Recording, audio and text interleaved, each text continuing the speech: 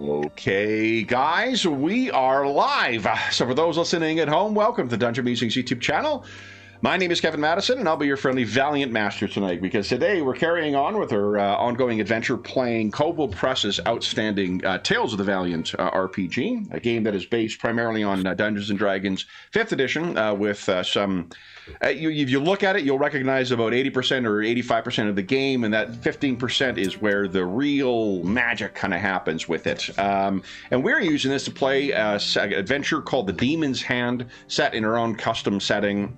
Maybe it's called Metropole. It is a cold punk setting in any event, featuring a bunch of investigators. Yes, another Sunday where we're playing in a made-up cold punk setting. With me today are a whole host of investigators. I'll go the order. I've got you guys on the screen here. Why don't you tell us who you are and who you're playing today? First up, we've got our resident armor smith, who's a little sunburned, although Fish Billy White may not tell you that that's the case. It's Dave. Hey everybody, I'm Dave, and I'm playing Mr. Mirror. I keep wanting to say Mr. It's not the same. And Mr. Mirror is a 3rd level Gearforged rogue. Very nice. Next up is Graham. Hi, I'm Graham, and I'm playing Harlan Crench, who is, well, essentially, he's an investigator. Very nice. Next up is Ingolf. Hi, I'm Ingolf. I'm playing Rosalie Day, who is a druid of roses. Very nice. Next up is George. Hey, everybody. I'm George. I am playing Maxwell Lynch, or Brother Maxwell. Oh, there's two. It says, oh, I see. That's the alternate version of my brother. You've got them both up there. Brother to Ulysses, who is a time-broken cleric of... You're Maxwell Lynch, right? Not Brother Ulysses? Maxwell. Yeah, Maxwell, forgive me. I'm saying my brother is... Yeah, I'm the brother of Ulysses. But yes, I am a time-broken cleric of Thoth.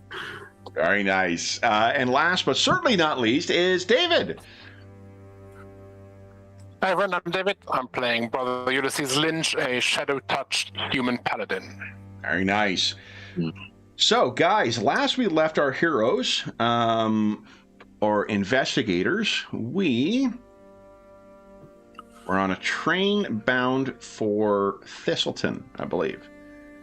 What do you guys recall having happened before you set forth on the train?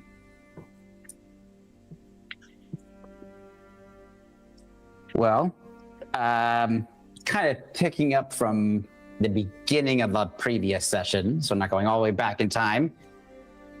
It's starting already.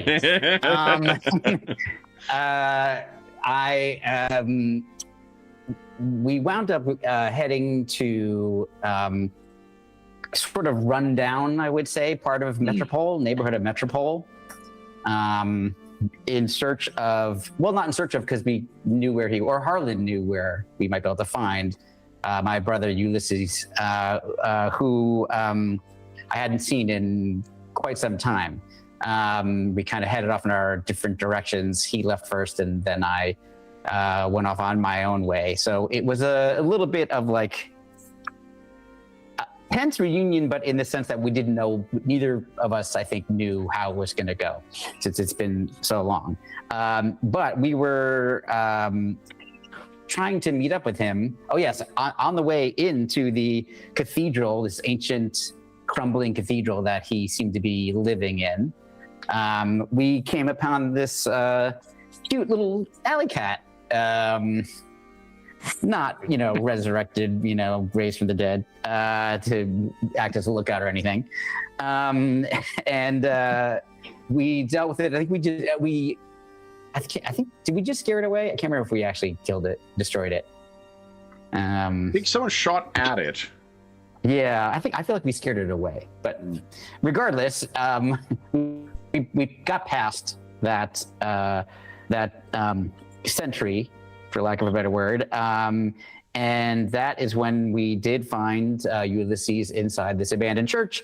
And we thought because he had a previous, I won't say too much about this, David, because I'll let you elaborate if you wish, had some previous history, let's say, with a particular individual that we were interested in named Montague Thornborn.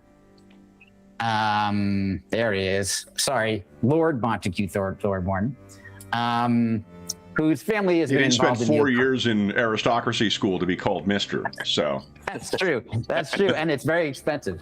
So yes, he and his family have been involved in the occult for a very long time, which is why. And we encountered him. He was not too pleased with us. In fact, he tried to put a curse on us. So we thought maybe if we were to seek out Ulysses, he might help us find out more information about him or what was going on, etc., with this demon's hand that we're after under Harlan Credge's auspices. However, kind of shortly after the reunion, which was awkward at first, but kind of seemed to work out and start off on a decent foot, I think. I would, from my perspective, David. You might be like, hey, I hate this. I wish I never saw this kid again. Absolutely not. Okay. So I think we kind of like reunited. It was good, but then out of nowhere, that's when we were attacked by this ghost that apparently comes and goes here, according to you say it comes in ghosts. Yeah, it comes and goes. Boo, Madison. Boo. That was worse than mine. I'm gonna have some worse ones later. Don't worry. So this kind of unquiet spirit came in to attack. We got his name, which now I can't remember what it is. Did I write Nolan it down? something. Yes, Crowdle. that's it. So we put him back to rest. Let's just call it. But knowing that he probably will be back. So maybe another mystery to be solved among the sort of cavalcade of Harlan Credge mysteries that we seem to be involved in all at the same time. So we decided that, I think maybe that Harlan had a discussion with Ulysses about Felicity Moore, for like a quick minute. I have a note in there that we talked about it. And then we decided to continue our plans to travel to Thistleton, but with Ulysses as part of our group. So we went to the Metropole train station and boarded a train to Thistleton because we're on the trail of Rodney, who Harlan calls Rodders. They go back a long way. Who's the thief that had, we think, been hired to steal the demon's hand, and then had bungled the whole thing, and hence this mystery has arisen. This was his last known location, was near Thistleton, if I have that correctly. Let's see if they found his body in a ditch or something. Kevin, Creedon Hill is that's the territory where he disembarked. He left through overland to a place called Creedon Hill, and that's where his body was found. The demon hand was not. Right. Okay. So we had a discussion on the train about, and anybody jump in with anything I'm missing, a discussion on the train about sort of the overall situation. We were kind of making, like, in our heads, like a conspiracy theory board, like how all these things fit together and what was going on. It does seem like it is all related. So that was at least a good thing. And however, that's when Harlan revealed that he had, I think maybe you told us first that the what do we call him, Mr. Cropper, who looked like a human thug, may in fact be, I have a note that maybe he's he also looks like an angry thumb, to be honest. And he does look like an angry thumb. Yeah. I'm going to call him Angry Thumb from now on. Angry Thumb, I want to say that Harlan maybe believes that he was a war devil in made flesh. Ulysses had that insight, actually. It was Ulysses, Yeah. Okay. Yeah. See, good thing that Ulysses came along. Present at his inception. Interesting. Note to self. So maybe you know how to undo him then too. And suddenly we were like, this guy's on the train. it turns out. I think Harlan was the one who noticed him, I believe. Yep. And just as things were about to go down, we ended the session and we're picking up now. Correct. Brother Ulysses, and it was your first session last time. Anything to add to that? I think that sums up nicely. But Ulysses is glad to see his brother again. It was a happy family reunion, even if possibly a little bit awkward. And yeah, he's now intrigued as to what his former connections and it's not part of the Montague gang anymore. What this all has to do with it. Ingolf, or rather Rosalie or Harlan, anything to add to that? Yeah, only the thing that we had some discussions. So Rosalie told Harlan that she thinks that Ulysses held something back. Maybe he knows more than he's told us. Right, because he had asked about, was it Rosalie? Not Rosalie, what was her name? Felicity. Yeah.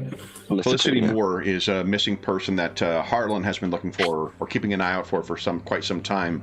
When Ulysses said he did not know anything about that, Rosalie picked up that there may have been something further than what was shared. Anything else, guys? I think I will say how the feeling that we had is that we are. I don't think Harlan necessarily feels this way because he's dealt with this kind of thing quite a bit, but that we are sort of potentially in over our heads as the revelations come fast and furious. That this is like generation spanning potentially, and family spanning, and it goes all the way to the aristocracy, and involves an incredibly dangerous item. Just considering the curse that was attempted to be put on us on this coin, that we had luckily been able to discover more about from not Professor Griffin, her friend, Professor Bethune, Honora. Professor Honora Bethune had helped us. Yeah, that's her. That seems like somebody who's spent a lot of time dealing with evil curses. And she was an expert. And so the fact that he was willing to put that curse on us tells you something about how important this demon's hand is to him. And then obviously what's his nickname now? The Mad Thumb? No. The Angry. Yeah. The angry thumb, Mr. Angry Thumb, who works for Lord Montague, clearly he's not on this train by accident, is what I would guess. Yeah, because you saw him when he was the bodyguard, to Lord Thornborn when he visited. Visited. That's a good way of putting it. Yeah. Had a chat, a quick chat. A quick chat at Harlan's office in the Three Feathers. And very intimidating fellow, even without Mr. Cropper. Yeah. Mr. Mirror, any questions? There's a lot. Sorry, Dave. No, I've only been on one session, so like trying to remember I remember the cursed object on the table and Angry Thumb at the door and that kind of stuff, and then trying to get rid of the cursed object, but all the other stuff was from other sessions I wasn't in attendance for, so I'm just soaking it in. Well, one other thing I'll add to the ghost of Sir Nolan Kroll. It is a ghost because Brother Ulysses killed him. Oh, that's right. Yeah. So he just doesn't comes in ghosts. I mean, he was a very bad man. Just a very persistent. Yeah, so I was going to say he very much deserved. I was justified in doing what I did. Yep. But he's very stubborn in not staying dead. Yeah. I say he stays dead, but he's a ghost. Just won't move on. Yeah. Right. You need to move on. I'll give you the one sentence version, Dave, of like what's going on in the main case is that we're after this. Find the demon's hand, and there's a bunch of different potential people involved, but the Nesbits are a group that we didn't mention, which is a family that had a long history of also dealing with the occult. They had over time, especially recently, fallen on hard times is not a great way of putting it, but like had lost some of their not only their finances but their kind of aristocratic sort of status in society. Yeah. And we think the son in that group may have been involved in hiring rotters. This is our working theory: hiring rotters to steal the demon's hand, in order basically to get the money. Exactly.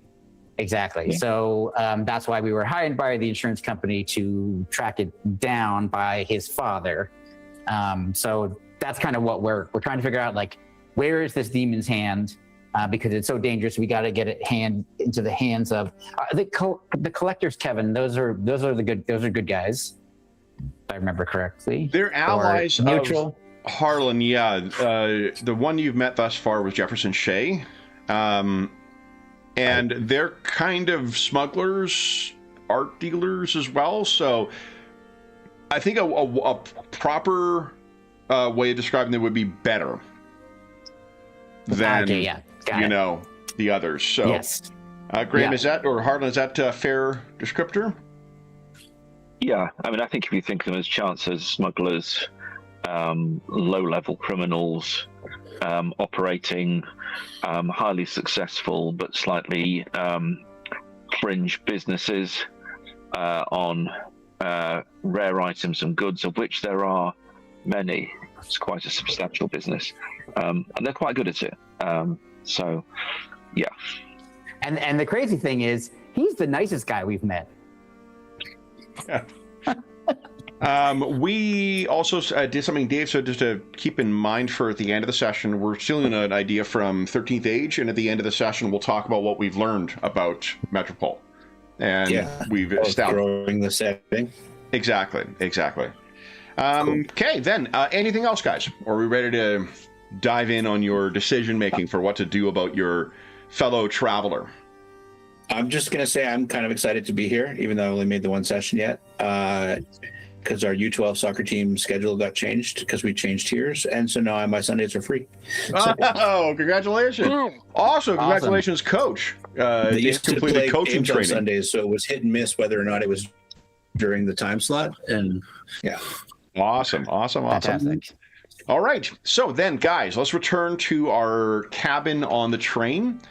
You guys were discussing having seen Mr. Cropper on the train. Let's pick up from there.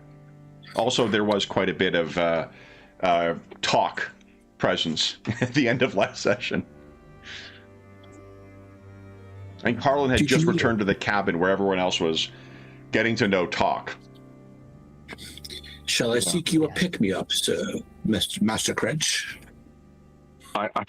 Yes, I think we should go for a full body slam, actually, because I have to say, Mr. Chopper, as we know, is not entirely what all that he seems, which in and of itself is sort of disappointing. But there we are, and he's here, and he can't be here for a good reason. I assume he's here to either prevent us making progress, or is going to be a tiresome person who's going to try and follow us throughout, so that his master, Lord Thornborn, can get his hands on the knife. Yes, perhaps a pick-me-up, and then I don't know, push him off. So I don't know. Yes, he might also want to stop you from breathing, it might seem. So he might want to do that. Yes. I could always ask him, I suppose. I guess one quick question, Kevin. Sorry, go ahead. Convenient bridge we are approaching, where if we threw him off just at the right moment. But then he might come back with a metal arm.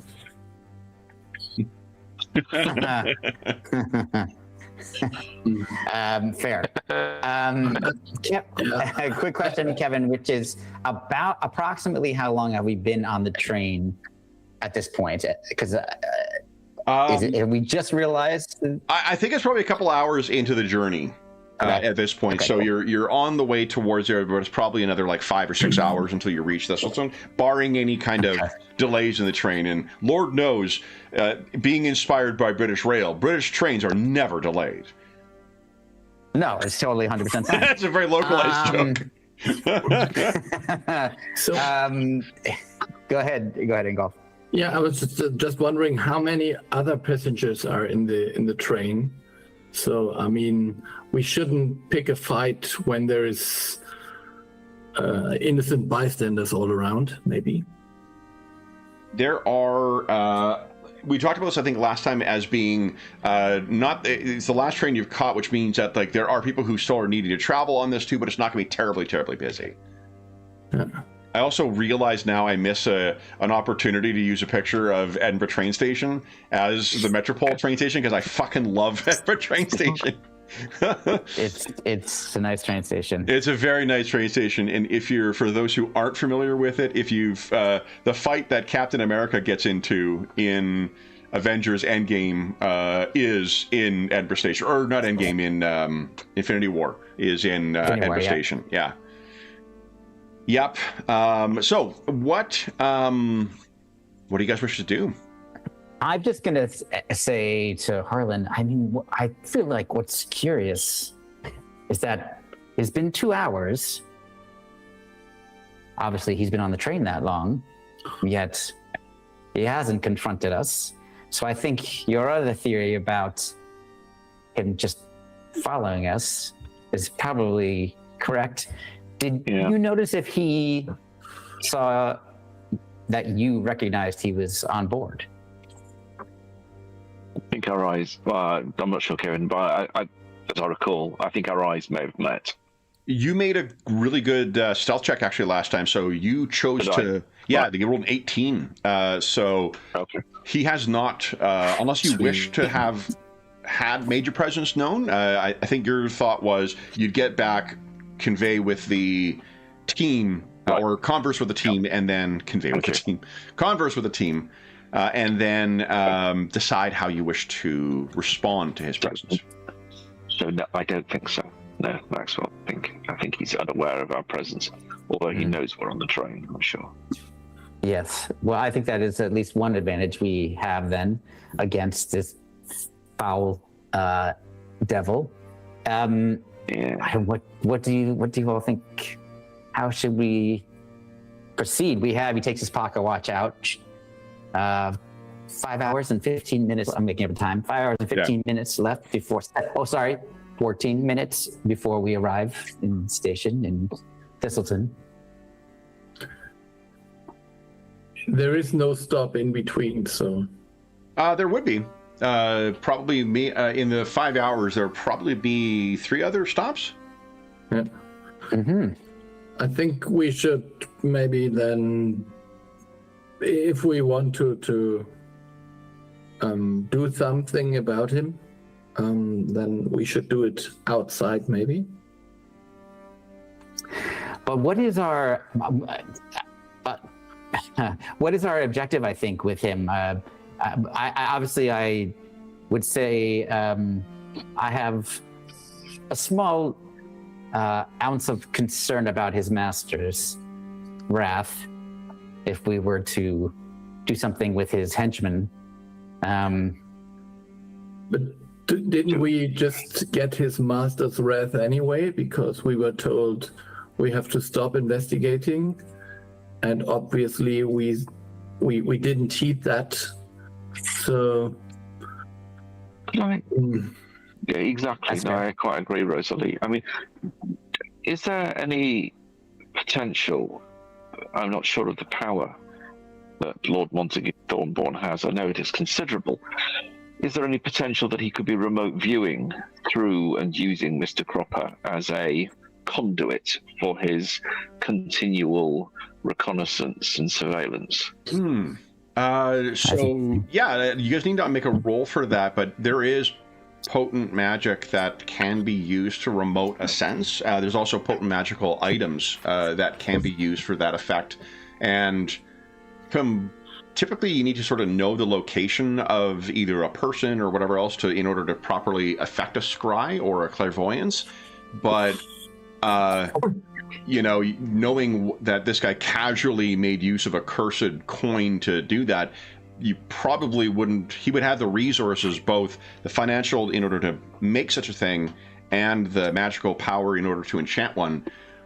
Instead of a crystal ball, having a enchanted tie pin through which you could see, for instance, would be a very effective way of, you know, doing a Colepunk body cam type thing. That's cool. That's cool. Yeah. So yes. Harlan, I mean, that is an excellent deduction that may be the case. Should we perhaps also check our persons to see if something maybe had been smuggled onto us that could be used to track us? Potentially, it's not a bad idea at all. No, we should just check there's nothing out of place or something that's in place that shouldn't be there. Now, do you wish to... Here's what we'll do for that then, is it'll be an investigation check. And remember, we're using the optional rules from Scarlet Citadel. Anyone can aid on that with investigation. It's a DC 12 check. On a success, you add +2 to the lead person's result. On a fail, it's -1. Right. And I think some of you may have abilities that allow you to guarantee like 9 or 10s, or a roll of 9 or less is a 10 on those investigation checks. I can't remember. I don't have that for investigation. I do have that for initiative, which is pretty damn awesome. But wait, I can't have that here. Harlan's got an ability called... Harlan. Yeah, his talent is Sleuth. Twice per day, he can, when he makes a check using Insight or Investigation, treat any roll of 9 or less as though he rolled 10. Harlan's holding back on us. Harlan is a man of mystery and mysteries. I'd like to do, Kevin, something fun that I haven't done yet, which is to... You haven't had fun yet? I haven't had any fun. I like to do something fun. Can I please do something fun for once in this game? I've only been playing this channel for 6 years or something. Yeah. I'd like to have fun one time. No. Something fun with this character that I have not done yet, which is I want to aid Harlan by first invoking my boundless knowledge. Ooh, cool. Which is I get to pick up my holy symbol, which is my pocket watch. And I can, essentially what it does is it gives me understanding of a single skill or tool, but skill in this case for an hour. Nice. Okay. So I'm going to try to use that in my memory, like be able to like go back into that time. See, I'm still doing it. And try to remember like all the interactions we had where somebody might have slipped on, you know, like it's like a flashback to like all the little beats of like when somebody might have slipped something on or something. Yeah. Okay. It does require me to use it. It's a channel of divinity use, but I'm happy to do it. Okay, that sounds awesome. So then, Maxwell, you'll be able to add your proficiency to investigation. Does anyone else wish to assist? And Kevin also lets me treat any D20 roll of 5 as though I rolled or less as a 5. Oh, cool. Yeah. So it's kind of lesser, not lesser, but like a different version of Sleuth. Yeah, exactly. Cool. Or, I mean, you can use it for any skill, I guess, so it's a little more versatile. Anyone else wish to assist with that? As you're looking through your luggage. Kevin, you making a skill challenge based on looking through luggage? I mean, you know, we should call it the TSA challenge. Some people plumb, you know, abandoned ogre cities. Some people, you know, go through the ruins in a swamp. You guys get to look through luggage. So, no, I am more than happy to in case we are being tracked. Okay. So then, Harlan, you're taking the lead on this. Why don't you give us a investigation check, please? And if you roll 9 or less, we'll add... Oh, I mean, your choice if you use that, actually, because it is limited per day.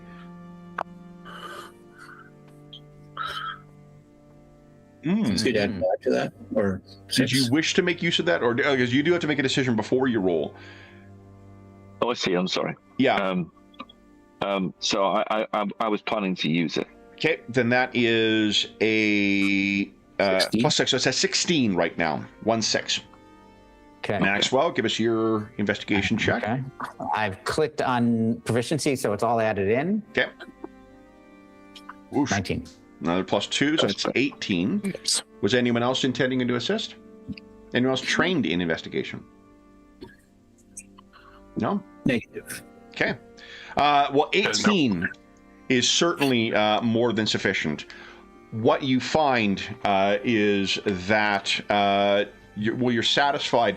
There are no like invocations or markings put on your things. There's no extra objects that have been put in. This may simply be a matter of someone practicing old school surveillance on you, or perhaps otherwise, which means that there's nothing, as far as you're concerned, there's nothing on you that would tweak the, would be something they could carry, that they would be able to track you with. If you wish to be, I'm going to assume in the course of that, Harlan, you made use of your detect magic ability. There's also no enchantment or spell that is currently in effect that would link to this. So they don't seem to have a way of tracking you. That's good. That is good. Because what that does is it gives us the option also, maybe Rosalie, this is one of the things you were considering, of trying to lose him at one of these stops. Yep. Yeah, switch train. What do we think? Is he in the cab? Is he in the car with us currently, Kevin? No, he's a couple of cars ahead. He's back. Okay. If he got off that's said. Would be if he better got if you off the next. Oh, sorry. Go ahead, Rosalie. There's a. So it just would be better if he was behind us, then we could lose maybe the cards behind. So just. Well, that's if you want to detach the cars. I was just thinking perhaps he got off at the next stop and took a nap. Then he'd miss the train. Yeah. Very long nap. But you weren't there to hear this, but it seems like he's just pretending to be a human. He's a war devil, so maybe we are not. It doesn't seem like something we would easily win. Let me put it this way. Especially considering the potency of that curse on the coin. But that doesn't mean we couldn't evade him through mundane means, potentially. Right. Yeah. Like if we got off the train and then tried to like hide on him and at the last second jump back on the train or something. Yeah. Or does it matter? I guess the question is, theoretically, if we all take the train to Thistleton, does it matter if he's there? I don't know the answer. I'm definitely posing it as a question. I don't know. Because Rosalie is right. He is an incredibly powerful being. The train carries on beyond Thistleton, right? It's got further stops on its line. Is that right? It does, yeah. Like the end of the line would have been Cloverton, Right. which you thought was just closer to Rockcliffe Banks, where the smugglers and whatnot often depart for other shores. Yeah. That's the operating theory you had, was that would have been his destination ultimately, because if he's got this thing and he wants to sell it elsewhere, that's one way to go elsewhere. Whereas by getting off at Thistleton, really, there's no place that is obvious. The only sort of like significant criminal element is that family that operates out of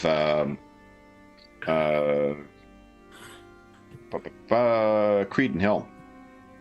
Mm-hmm.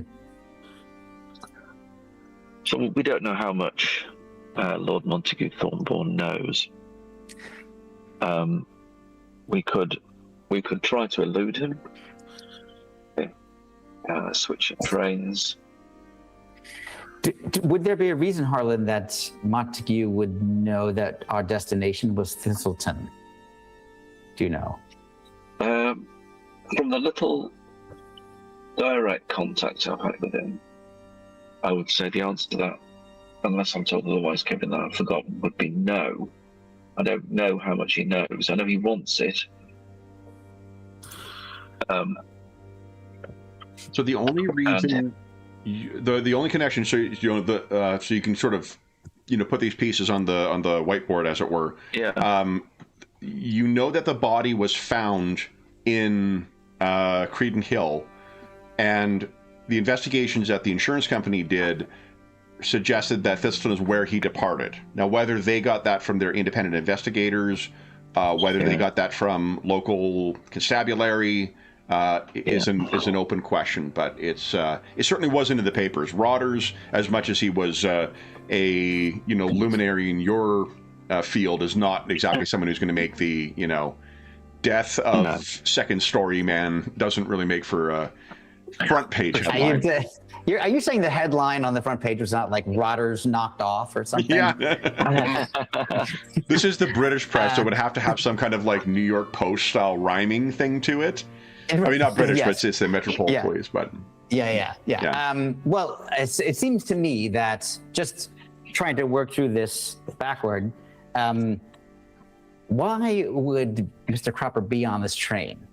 I would suggest that means Lord Montague does not know about Thistleton being Rodders' last stop and where their body was found, because why would he would have gone there already. We've been trying to track this down for some time.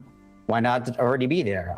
My guess, and especially because Mr. Cropper has not revealed himself to us to cause us harm or prevent our progress or do anything of that nature, I think he wants us to reach our destination so that he can report back to his master. That would be my my total conjecture based on just a few facts that we seem to possess at the moment.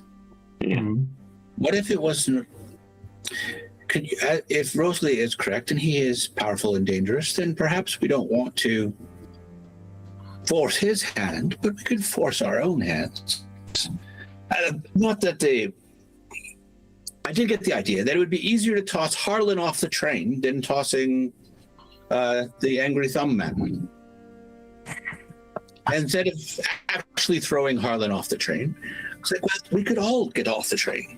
So if we proceed to stay on the train after Thistleton, and then in secret exit the train while he is still going, we could perhaps lose him, head back to Thistleton, and continue the investigation, as it were.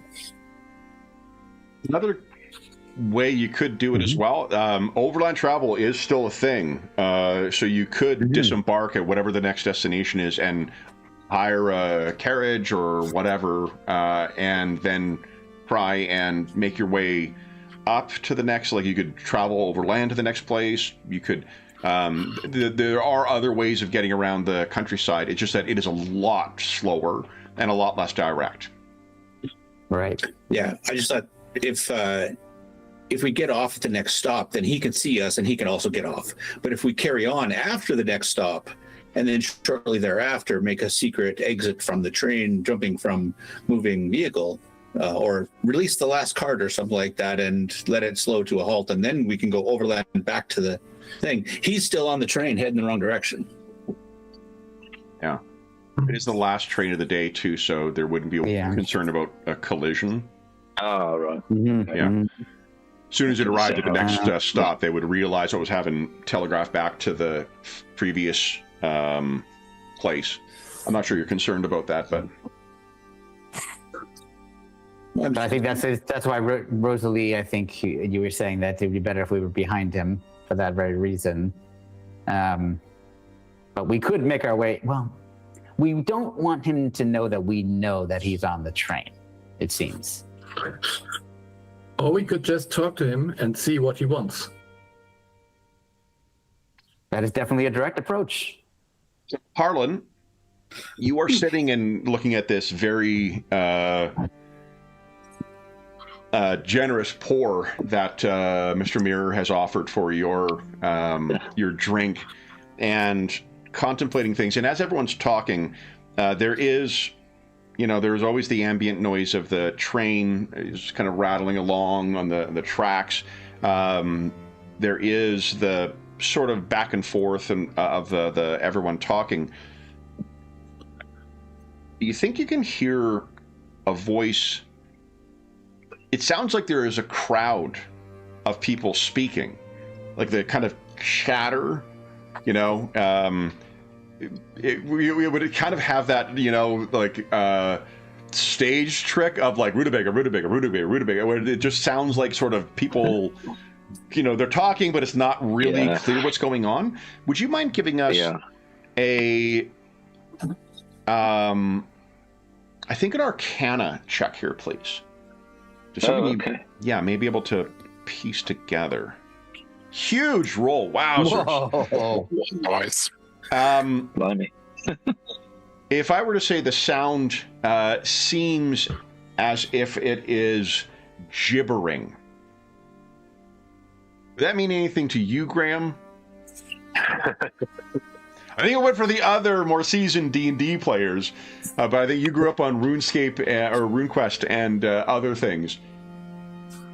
Is there any adversary classic to the D&D trope to which gibbering means anything to you?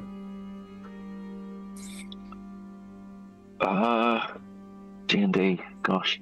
No, and that's like no fault. I will give you. Dave knows. Yeah, Graham, you don't want to know. That's the thing. So it's better not to know. I'm sure I don't. So there is a critter from, I think it's 2nd edition is where it was first introduced, that has a very Shogothian vibe to it. Right.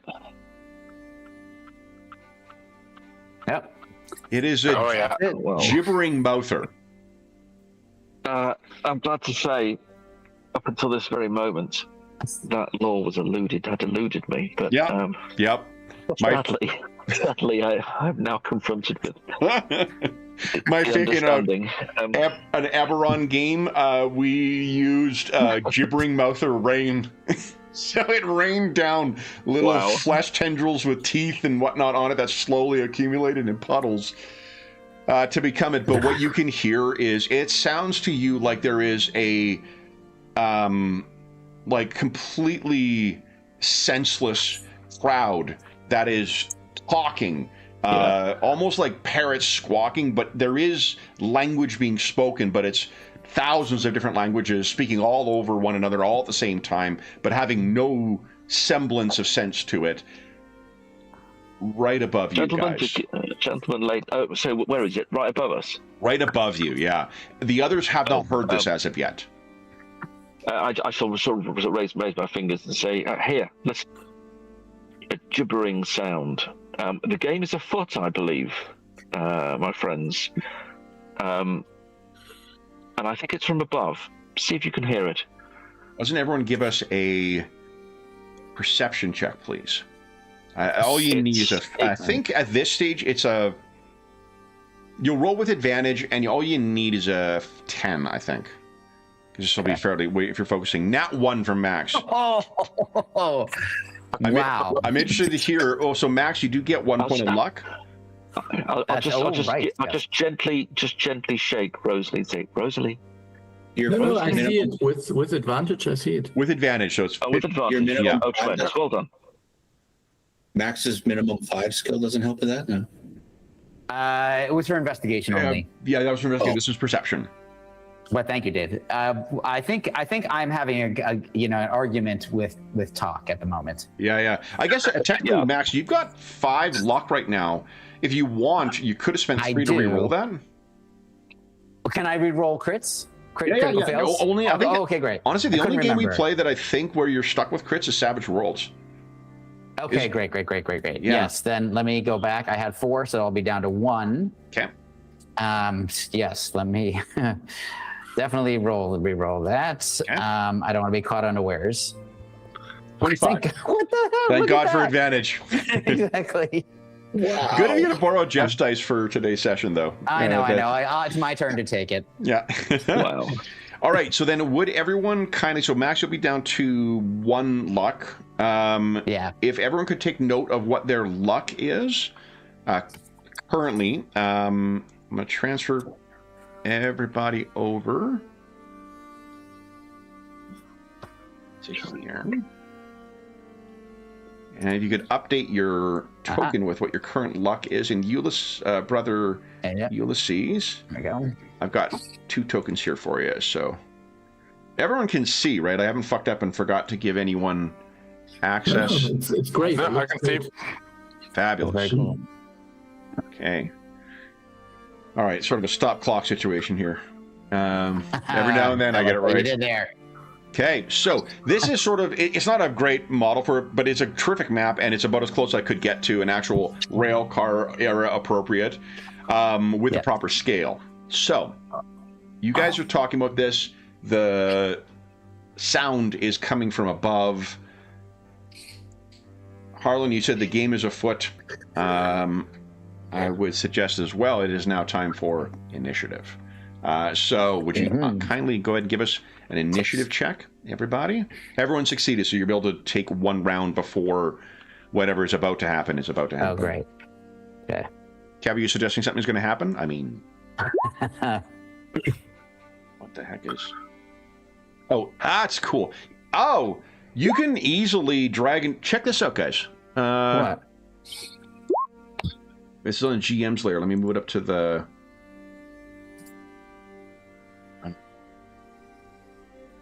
Interesting. I accidentally learned something. Can you see the little pin there? No. In the middle of the table? No.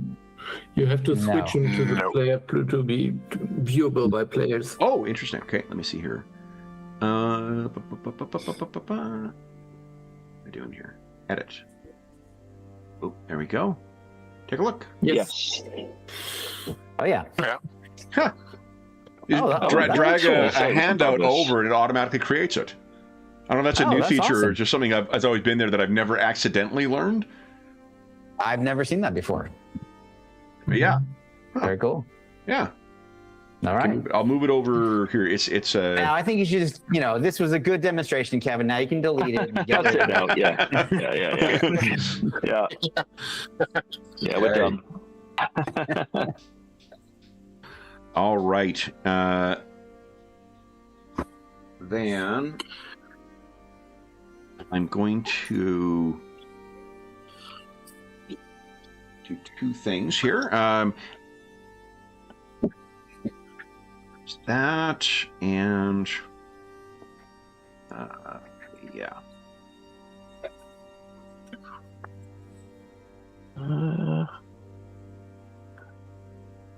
Ooh, let's use that. Oh, hold on.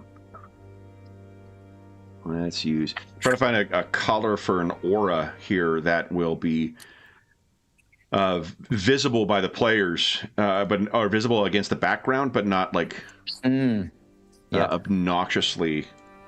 Yeah, I hear what you're saying, but you got a lot of colors to work with there, so makes it harder. Yeah. Okay. Then let's go. Okay, what do we got? Let's create I'll put an initiative tracker down here for our friend, the Gibbering Mouther. Add turn. Go. And it is very slow. There we are. All right. So, Harlan or Rosalie, which of you would like to go first? I think Harlan would like to go first. Yep. Then, If I can detect how is there any way I can move to ascertain how it can get in? yes. So we'll get to that in just a moment, because that'll be like a seek type action. But I just want to get the initiative order set. Perfect. Okay, so I think we're going to go here, guys. First up is Harlan. Harlan, what would you care to do? Well, I will ready a spell, but I will try to locate the monster. Yeah, good call. So I think it's a bonus action in tells us. Okay. Let's just quickly refresh our memory here. it's got like PF2. One of the reasons I love PF2 is they've got the seek action, which is just a clear answer to like, can I look around? How much action does it take me? And it's one. Takes you one action. And I think that is a bonus action here. Let me double check. Okay. That's cool. Is it also called Seek in Tales of Valiant, Kevin? Do you know? You know what? I could very well be making shit up as well, but I seem to remember seeing. I do think you're right. I do think I remember action. seeing something about it. Search, yeah. Search action. Yeah, it is. Page 230 of the Player's Guide. Player's Guide, is that what it's called? Yeah, it is. Look at that. Mm-hmm. Okay, so it is an action, which means unless you've got a spell that is a bonus action, Harlan, you're not going to be able to prep a spell as well as do a thorough kind of look around. What are you thinking? I'll definitely prep the spell. Okay. What spell are you prepping? If you're writing something, you got to kind of set like if X then Y. Right. So I mean, I think I will probably go for a magic missile. Okay. And I'll sort of ready it for when it appears in my vision. If it drops, is it where I fire? Okay. Sort of thing. You can move as well. You guys are sitting in a chair, but it'll just be 5 feet of movement to stand up. Okay. Except for Mr. Mirror, who is standing by your side. As always. I'm not sure if you wish to move, but if you do want to kind of move. Okay. I'm going to move to the center of the carriage. Okay. Got it. And looking up at the ceiling. Yep. Rosalie. So I think we are not attacking right now. Okay. So in that case, I would go. So it is above the table or wherever? You would have to search in order to specifically locate where the sounds are coming from, or at least the most central location of them. Okay. Yeah, probably that would be an action then, yes. Okay. I would. Please give us a perception check, please. Perception check. That's a DC 10 to be able to... Yeah. So, the nearest is right here. Like right above where this window is. Okay. But if you give me 1 point of luck, I'll tell you where a second one is. Yeah. Yeah, I will do that. Right over there. You can also move, and you can also take a bonus action. I mean, maybe it's a bonus action to just shout, there are two of them. It's a free action. Oh, that's a free action. Then I would shout, there are two of them, and I would go to the south to be able to attack next round. Okay. Ulysses. Ulysses will stand up and change forms. Swap you out. I can't leave the. Okay. Oh, does he have sight? Yes, I do. Yeah. Okay, perfect. All right, so you have 2 luck. I'll banish your other form to the GM's lair. Yeah. Mm-hmm. Likewise, he will stand up. I will draw my blade and then join Rosalie down here and stuff. Okay. Do you have an action you wish to take as well? Could ready something as well if you like. Yeah, I think I'll ready an attack in case something comes at us. Realize I just erased your initiative tracker too. Let me put you back up here. There you go. Didn't it? Let me rephrase that. I didn't delete it. I sent it to the Shadow Realm. Right. True. Yeah. Doesn't count. Yeah. You're back. Okay, now I'm intentionally getting rid of the old one. There we go. We're coming up on a month. After like 18 months. Pretty good. You got to start 30 somewhere. days since our last accident. Yep. I've said this before too. My dad's saying is, you eat a whale, bite at a time. Yes. Exactly. All right, Max. Okay. Oh, sorry, I didn't get an answer. I was being a smartass. Ulysses, did you want to ready an action as well? Yes, I'm just going to ready an attack in case something Perfect. Okay. comes at us through the window. And remember, when you ready an... right. I think we looked at this before. If you're readying an attack action, because the attack doesn't happen on your turn, you don't get the extra attack that you get from a certain level. Although I guess you don't have it because you're only level 3. So I'm talking about a hypothetical that you will not encounter for 2 more levels. Glad I spent time on this. I think he's rubbing it in. Rubbing it in that we're on level 3.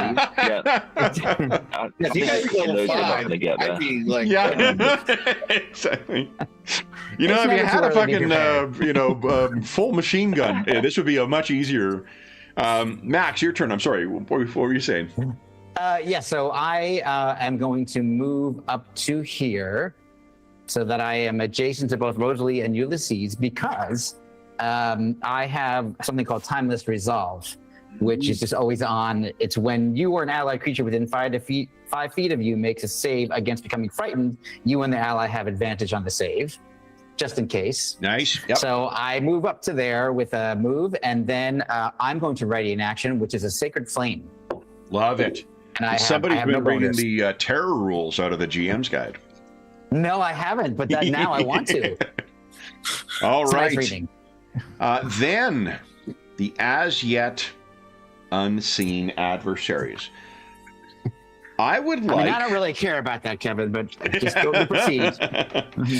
I would ask that Ulysses, Maxwell, and Rosalie, would you each give us a DC 13 Wisdom save? Oh, I lost somebody from Paul, it looks like. Oh, Graham. Graham, can you hear us again? I can, yeah. I just dropped out. Yeah, no worries. Okay. Like all of good you. horse, Ooh, and Rosalie I is jumped as high as I needed to. There you go. So what you guys can hear getting in closer, you can hear the keening sound of this gibbering, and it is just like it's almost like a wet cloth being put across your consciousness. You're finding it difficult to concentrate, difficult to process what you're going to do, but all 3 of you push through it. And then this horrible thing slops through the opening and lands right here. Boom. And it hit so hard I knocked George off of roll 20. I mean, that was impressive, Kevin, I will say. Wow. What I will ask is, as it is coming in, what you're finding is it's Ulysses who experiences it first, and then Maxwell and Rosalie. But as it is moving in, there is a softening or distorting of the ground around it, as if the boards are giving way and it is warping the area around it. Max, you will have the first triggered readied action. Ulysses, did you ready an attack with your sword or gun or? The sword. Sword. Okay. So you have to wait till you're in melee range. Hit reconnect. I've lost. George. Let me get myself. Maybe here we go. I had to click I didn't click. I forgot to click the button. Oh, okay, got it. Yeah, so then I think Max, you're the first one with because Sacred Flame's got a range to it. So you want to give us your? Yeah. So and it's going to be a saving throw for you. So I'm just going to put it in here. DC 14 save. Okay. Dex save. Okay. Let me see if it's got any advantage against spells and effects of an alter its form. That is not this one. Okay, so then nice. Dex is terrible. Yep. So that explodes on it. It has no resistance. So it takes 8 points of. What does your Sacred Flame look like? It's so it like you said, it does come down as per usual, but it has this weird illusory effect that it looks like it's going up, almost like a moonwalk. Yeah. Like it's like backwards, but going down. And auditory effect is the hee hee. Yeah, and then every that's what talk does every time I cast a spell. Well, yeah. All right. Then, so that strikes. Then I need first. Oh, it's only at the start of your turn. So, Ulysses, you have your attack now as it gets into range.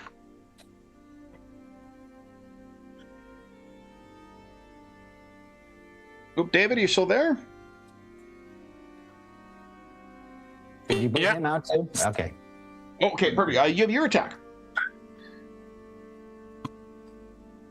There we go. Oh, nice. That is a hit. This thing is not hit. That does actually hit. Yeah. Awesome.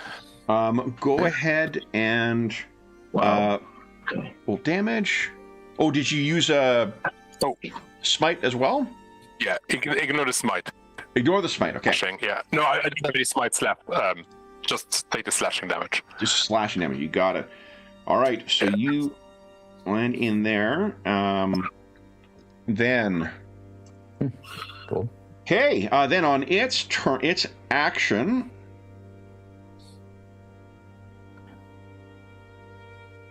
Ooh.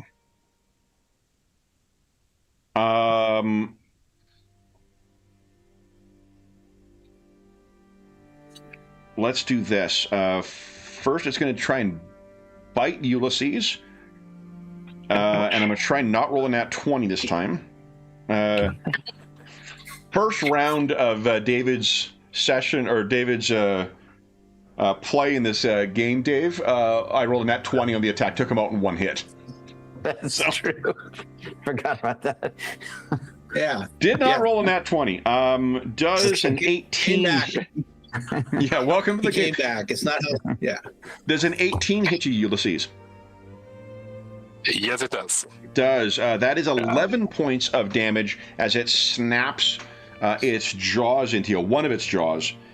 And then it will shift here, gooing, yeah, right between all of you guys. And then Maxwell, let's try and chomp you. That's a 23. I think that's a hit. Oh yeah. 11 points of piercing damage. If it's important to either of you. Then, as a bonus action,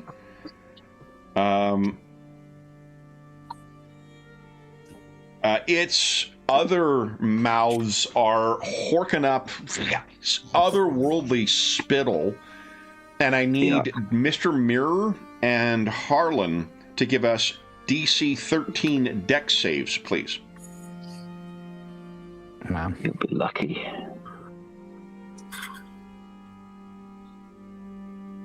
I think Harlan has a rated action as well. With Nice, magic Dave. missiles. Now that I think of it. Oh, both of you. Nice. Okay, so both of you are able to get your hands up in the way. And forgive me, Harlan, you have your ready to action with your magic missiles when you saw one, right?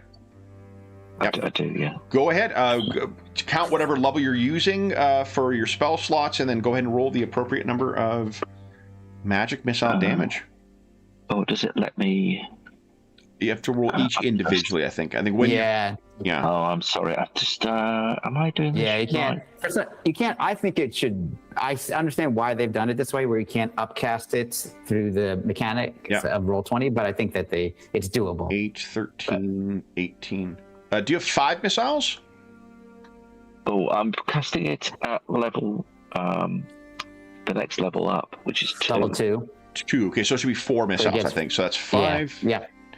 18 damage. That's fucking huge, though. Okay. That's nice. Awesome. Good stuff. All right, so you're into them. All right. And then the second one glops through and lands on the ground at the other end of the carriage. And oh my gosh, the speed of this thing, guys. It is alacrity personified. Watch this.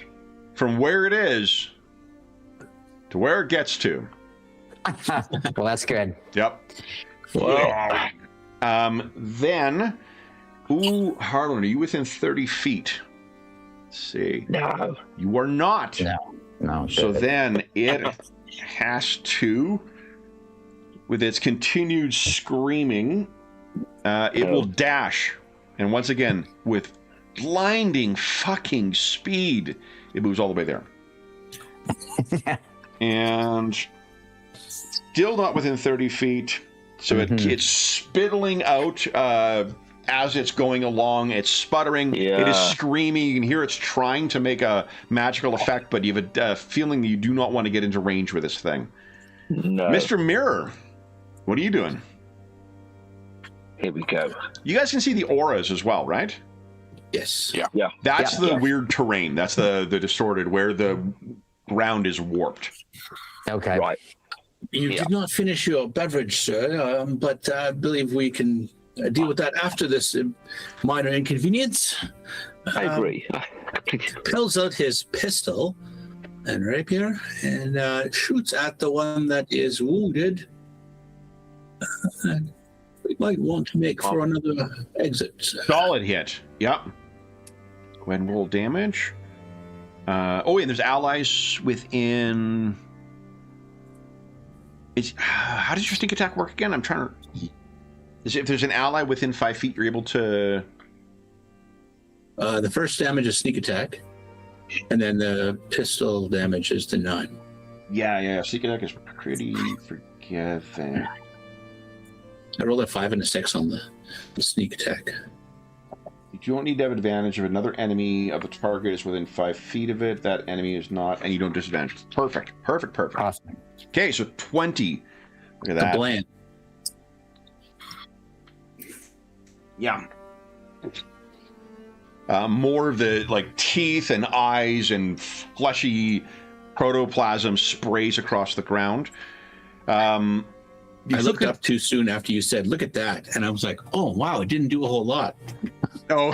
I hadn't taken anything off. You still have some move left. You still have a bonus action. What the heck? Yeah. So, bonus action. I will. So Harlan, he's on his own and disengaged now. I will stand my ground with Master Credge. Hey, Marvelous, sir. Harlan, you're up. What are you doing? Oh, really? Oh, well, Gosh, you caught me out there with your. I will do a further magic missile. However, this will be at level 1 because I'm out of level 2s now. I had one. I've only got 2 of those, and I had one already used before this session started. So yeah. Let me just grab the thing, and you'll get 3. Bear with me. You guys did go.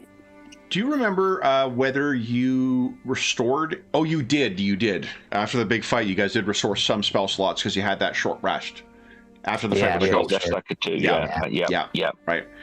Okay. And I'm sorry, which one? The same one you're targeting, or? I'm going to go for the one that's slobbering speedily towards us. Okay. There we go. Should make sure there's a way of distinguishing here. Give me a sec here, guys.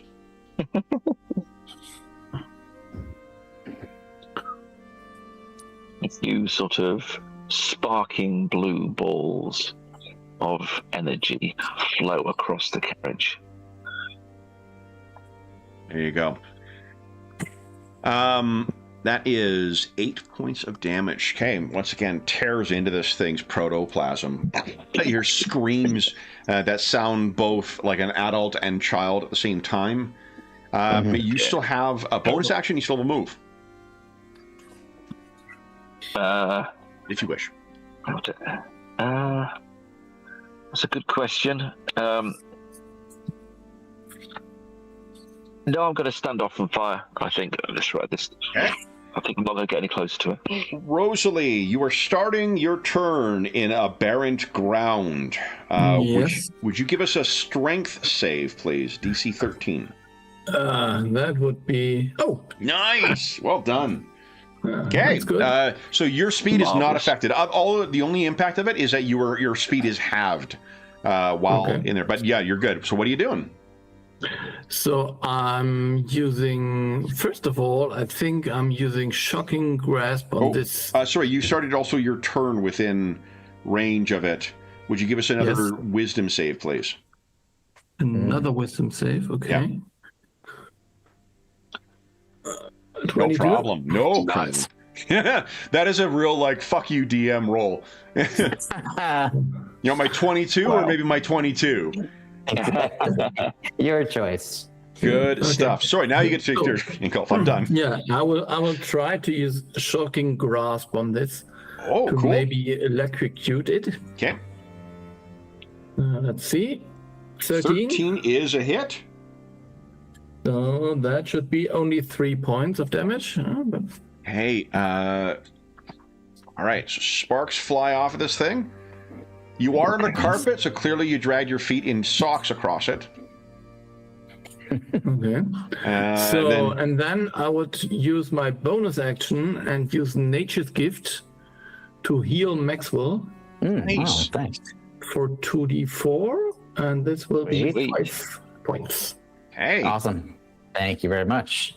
what do we see as you activate your nature's gift? I think it would just be some kind of I don't know, some just like some pheromones, maybe some sort of seeds or so. A scent of roses, perhaps? Yeah, maybe. Okay. Rosalie, are you moving or are you staying where you are? I think I shouldn't move. I'm Okay. staying where I am right now. Ulysses, let's start with a strength save and then a wisdom save, please. Okay, strength. That is one shy. You could give me one. Oh, that's one shy as well. If you I have 2 points of luck, so I There shall you use go. both of them. Oh, nice. Nice. Perfect. All right, so you steal yourself through this. What would you like to do? I will try and take a swipe at it. Please do. He'll grip the blade in both hands and sort of. Swing into it. Love it. That is a hit. Go ahead and roll damage. Come on. 6 slashing. Okay. You have a bonus action? I do. I will touch myself. Hello. And shadows sort of knit some of those bite wounds back together as I Love use it. lay on hands. Awesome. That's cool. Yeah, you just have to decide how much you put back, right? It's not Yeah, a it's up to flat 15 amount. points. Love it. Okay. Then, do you I'll want to use 5 for now. move or you want to stay where you are? I'm gonna stay where I am. Okay. Maxwell, would you give us a strength save and then a wisdom save, please? Okay. Ooh. I'm going to use my one luck. Okay.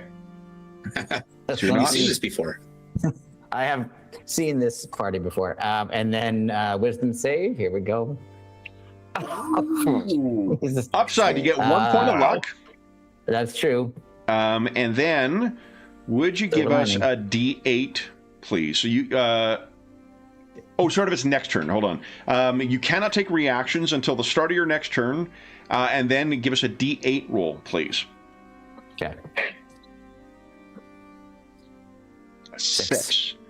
On a 6, you take no action or bonus actions, and you move your full speed in a randomly determined direction.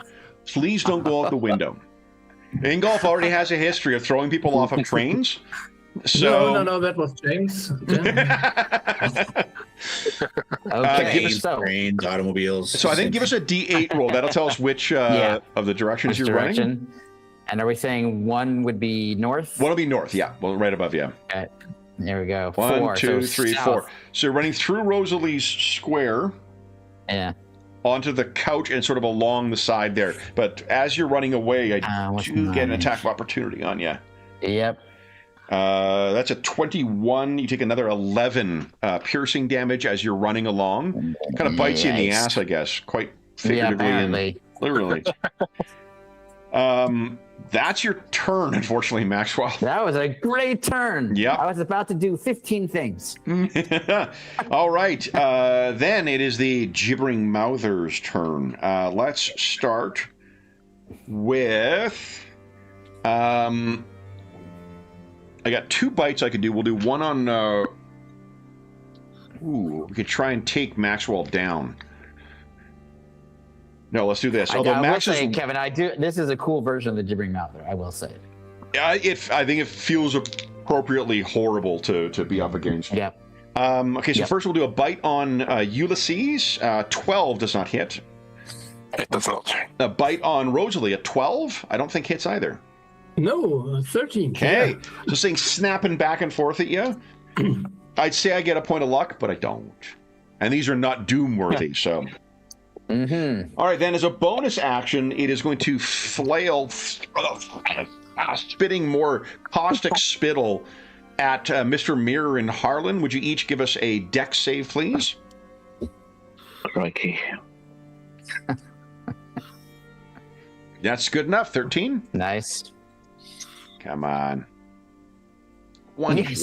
Nice. All right. All right, so no problem All right. with that. CD continues his, and I think what I'll do, it is going to, oh no, that would take an attack of opportunity. It'll move here as it's beginning to surge forward and the ground is continuing to distort. Speedy, I think, is within 30 feet of, oh, just out. Okay, so first I need to move, and it is surging along, but just incredibly quickly. Now we're within range here. Max, would you give us a dex save, please? It's spitting at you. Nice. Okay, you're not blinded. All right. And I don't think... Nice. Yeah, Harlan is 25, 30. Yeah, Harlan's out of range. Which means this thing, I think, needs to continue dashing as its main action. Is that getting cut off by the mic? Oh, it's fantastic. I found automatic that continues on into the stream. So my zombie sounds are all getting cut off. So I believe that is the end of their turn. Mr. Mirror, what are you doing? Harlan, we probably should head back the other direction instead of... There's another one coming. And then he'll look back and shoot at the injured one. Okay. Still within 5 feet. Yes. A sneak attack, hopefully. Oh, no. Ooh, that is a miss. You do have 3 luck, however. Oh, you know what? Hold on. That's only a miss by 1, though. You want to spend 1 luck and just make it a hit? God damn it. I would... Yes, I will spend 1 Go luck. ahead and roll damage. Damage. And that is sufficient. 16 points of damage is enough. Kablam. Its Wow. coherence finally breaks apart. You still have a move. You still have a bonus action. Yeah, and he's like, we should retire to the other side of the train. There's another one coming. 1, 2, 3, 4, 5, and he points to Ulysses, and there's another. Does your spy subclass give you a new use for your cunning action? There are other things I can do with my bonus action. Just I don't think there's anything on the cunning action but I can do faint things and. Oh yeah, right. Okay, cool. All right. Okay, then anything else, Mr. Mirror? No, that'll be all. Hey, Harlan. Firebolt. Nice. Solid hit. Go ahead and roll damage. 6 points of fire. Okay. You have a move and you have a bonus.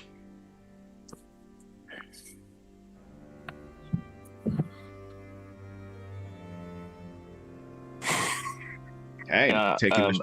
As a free action, I will turn to Mr. Mirror and say, I do quite agree. Rosalie. So I think I would do something strange. So if I see correctly, this should now be 30 feet, maybe. There you go. Exactly. So then I would produce flame and hurl some flames at it. Okay. Nice.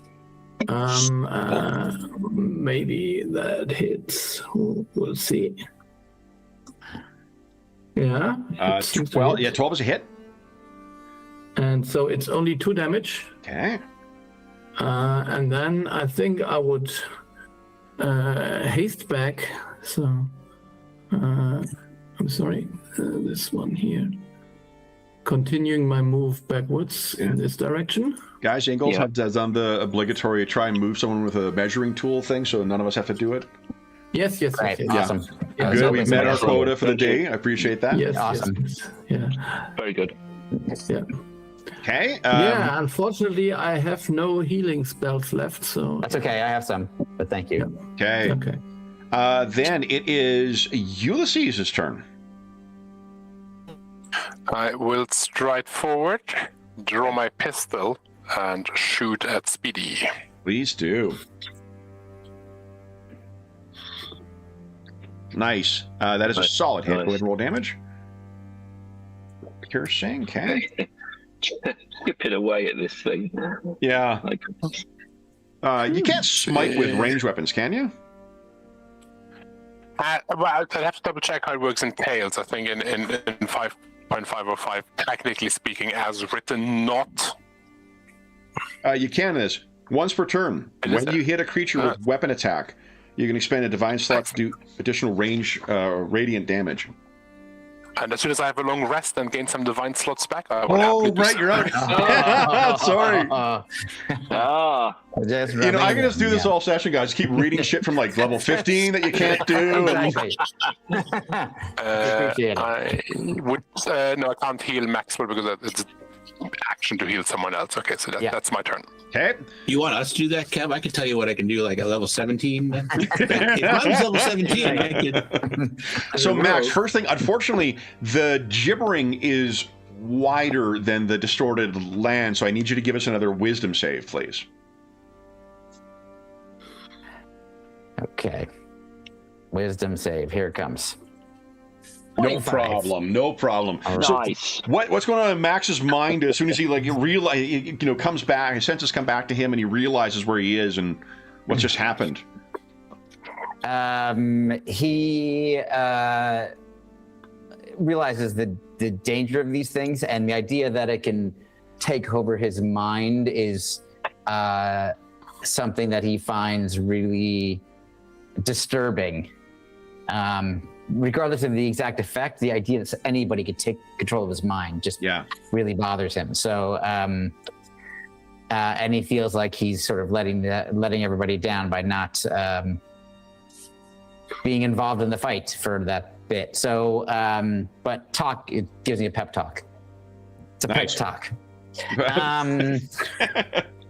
It's his what do you call it? Self-help guru brand. Exactly. Be the pep ball, talk. Timmy. Yeah.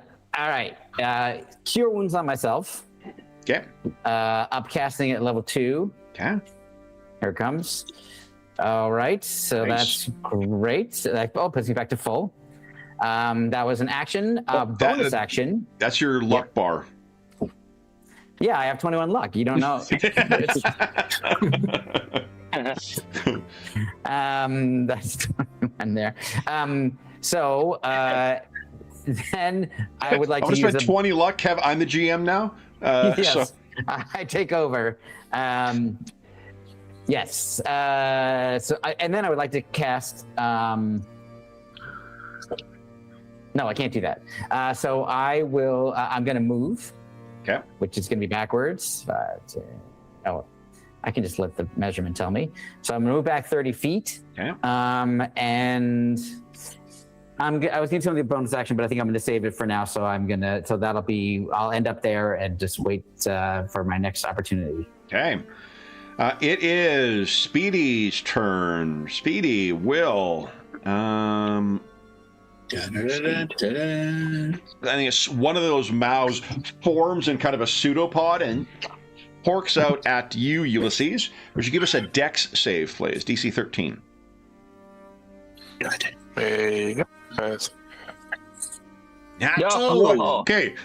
What Ingolf rolled wasn't the fuck off GM roll. This is the fuck off GM roll. Yeah. All right. Then it'll surge. towards Ulysses, and then because I can't attack in melee, I'm going to use something I've not used thus far. Oh, interesting. Its gibbering seems to intensify on you, Ulysses, and attempts to rend your mind. Would you give us a DC 13 Wisdom save? Wisdom. Oh no! Oh man. Wow. Okay, so that is you do get 1 point of luck. Let's look at the silver lining here first. Then within that silver lining, there is 18 psychic damage. Oh, My. And we get to use the dread rules out of the GM's guide. Oh, okay. So yeah, what are these? Dredo. oh, dread, cool. Let's see. There's a lot of really cool stuff, I will say, in the Game Master's Guide, but I haven't had a chance to dive into it all. This is, though, just to be clear, I hate this one. No, just kidding. This rule is bullshit. Now I'm curious to hear what it is. Would you give us a percentile roll, please, Ulysses? This will last for 1 minute, barring anyone. 13. Lucky number 13? You retreat into your mind and become paralyzed. The effect ends early if you take any damage. So what do you think, where is it that you've been cast back to by this rending of your mind? I think it'll be back in the room where Mr. Cropper was born. Oh, love it! So I think he'll be back at having heard that he's here. He'll sort of, it's been weighing on his mind. Yeah. He'll be back in that terrible chamber, and the gibbering reminds him of the whimpers and the cries, as runes were carved into flesh and all of that. Yeah. Oh boy, yeah, because that kind of service is not bought cheap or delicately. Mr. Mirror. Oh, yes. Well, Ulysses isn't quite close enough for my comfort to the monster, but he looks a little wounded. I will move to there, and then I will faint. Ha ha. Nice. Are you within 30 feet? Will faint. I am now. Yeah, nice. Okay. Nice. And it can see and hear me. It Okay. doesn't say we have to share a language or anything, so I'll look at that. And then if it fails to save, I will put my sneak attack on. If it All right. So wisdom save. I rolled a nat 1, so it failed. Beautiful. Right. You say, look at that, and about 12 eyes of varying sizes and colors appear. 13 points of damage. Very nice. Kablam. Damn it. Hold on there, Ulysses. Wait. 1, 2. I don't think he can hear you, Mr. Mirror. Okay. Get to there. Okay. I've used my bonus action. I guess I'm done. All right. I'm done for. Harlan, what are you doing? Oh, incidentally, everyone got a point of luck when the first one, when CD died. Oh, cool. Okay. Okay. Very cool. Can I cast Firebolt from there, or do I need to move, Kevin, do you think? Firebolt's range is 60, isn't it? Or is it 120? Yeah, I think so. Or, it might be 120, actually. I think I'm sorry, Ray of Frost may be scroll 60. up here. Fireball's 120. So yeah, you're great. There's no intervening. Yeah. Oh, there isn't. Okay, I was just okay. In which case, I'm able to do that. It's there. Go. Solid hit. Going to damage. Come on, big money. Just keep firing away. There you go. Awesome. Do you have a bonus action?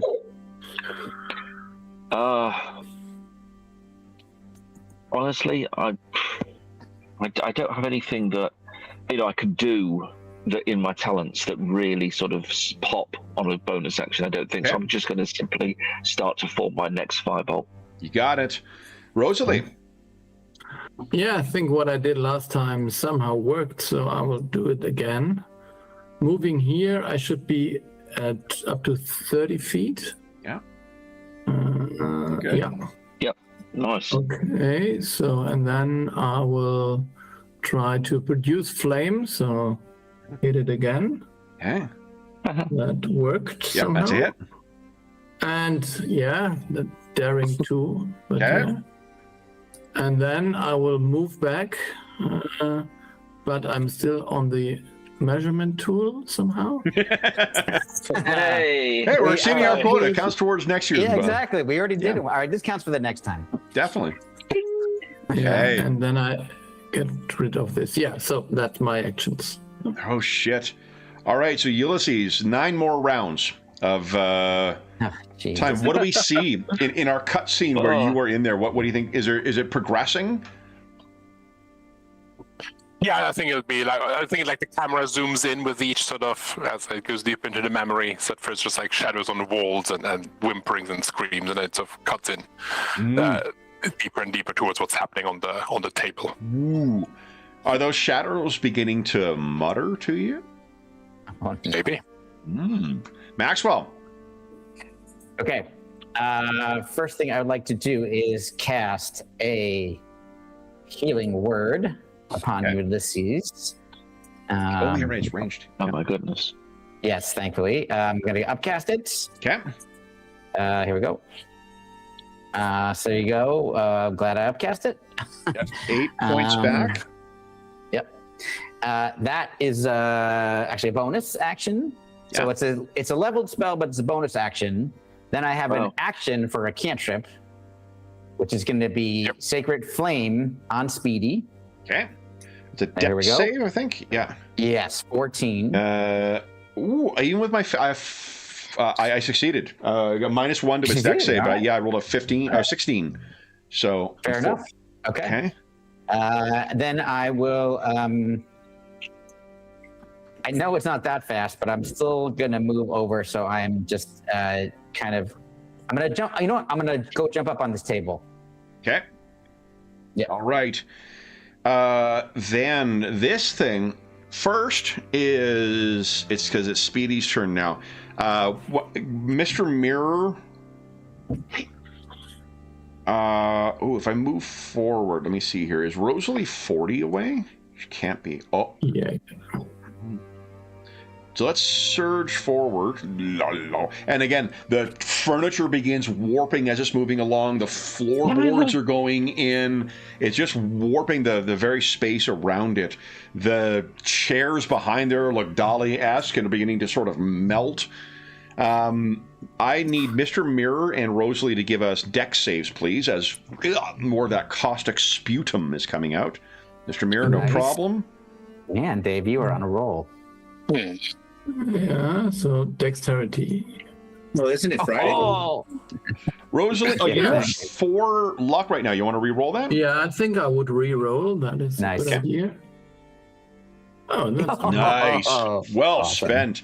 All right, so once again, you avoid the caustic flame. Now, do I... Well, you know, that rend mind was so fucking effective. I think it's going to do it, once again, the gibbering gets louder around Mr. Mirror. I need you to give us a wisdom save, please. DC 13. Oh. Okay, so you do get a point of luck. And I need you to give us a percentile roll, please.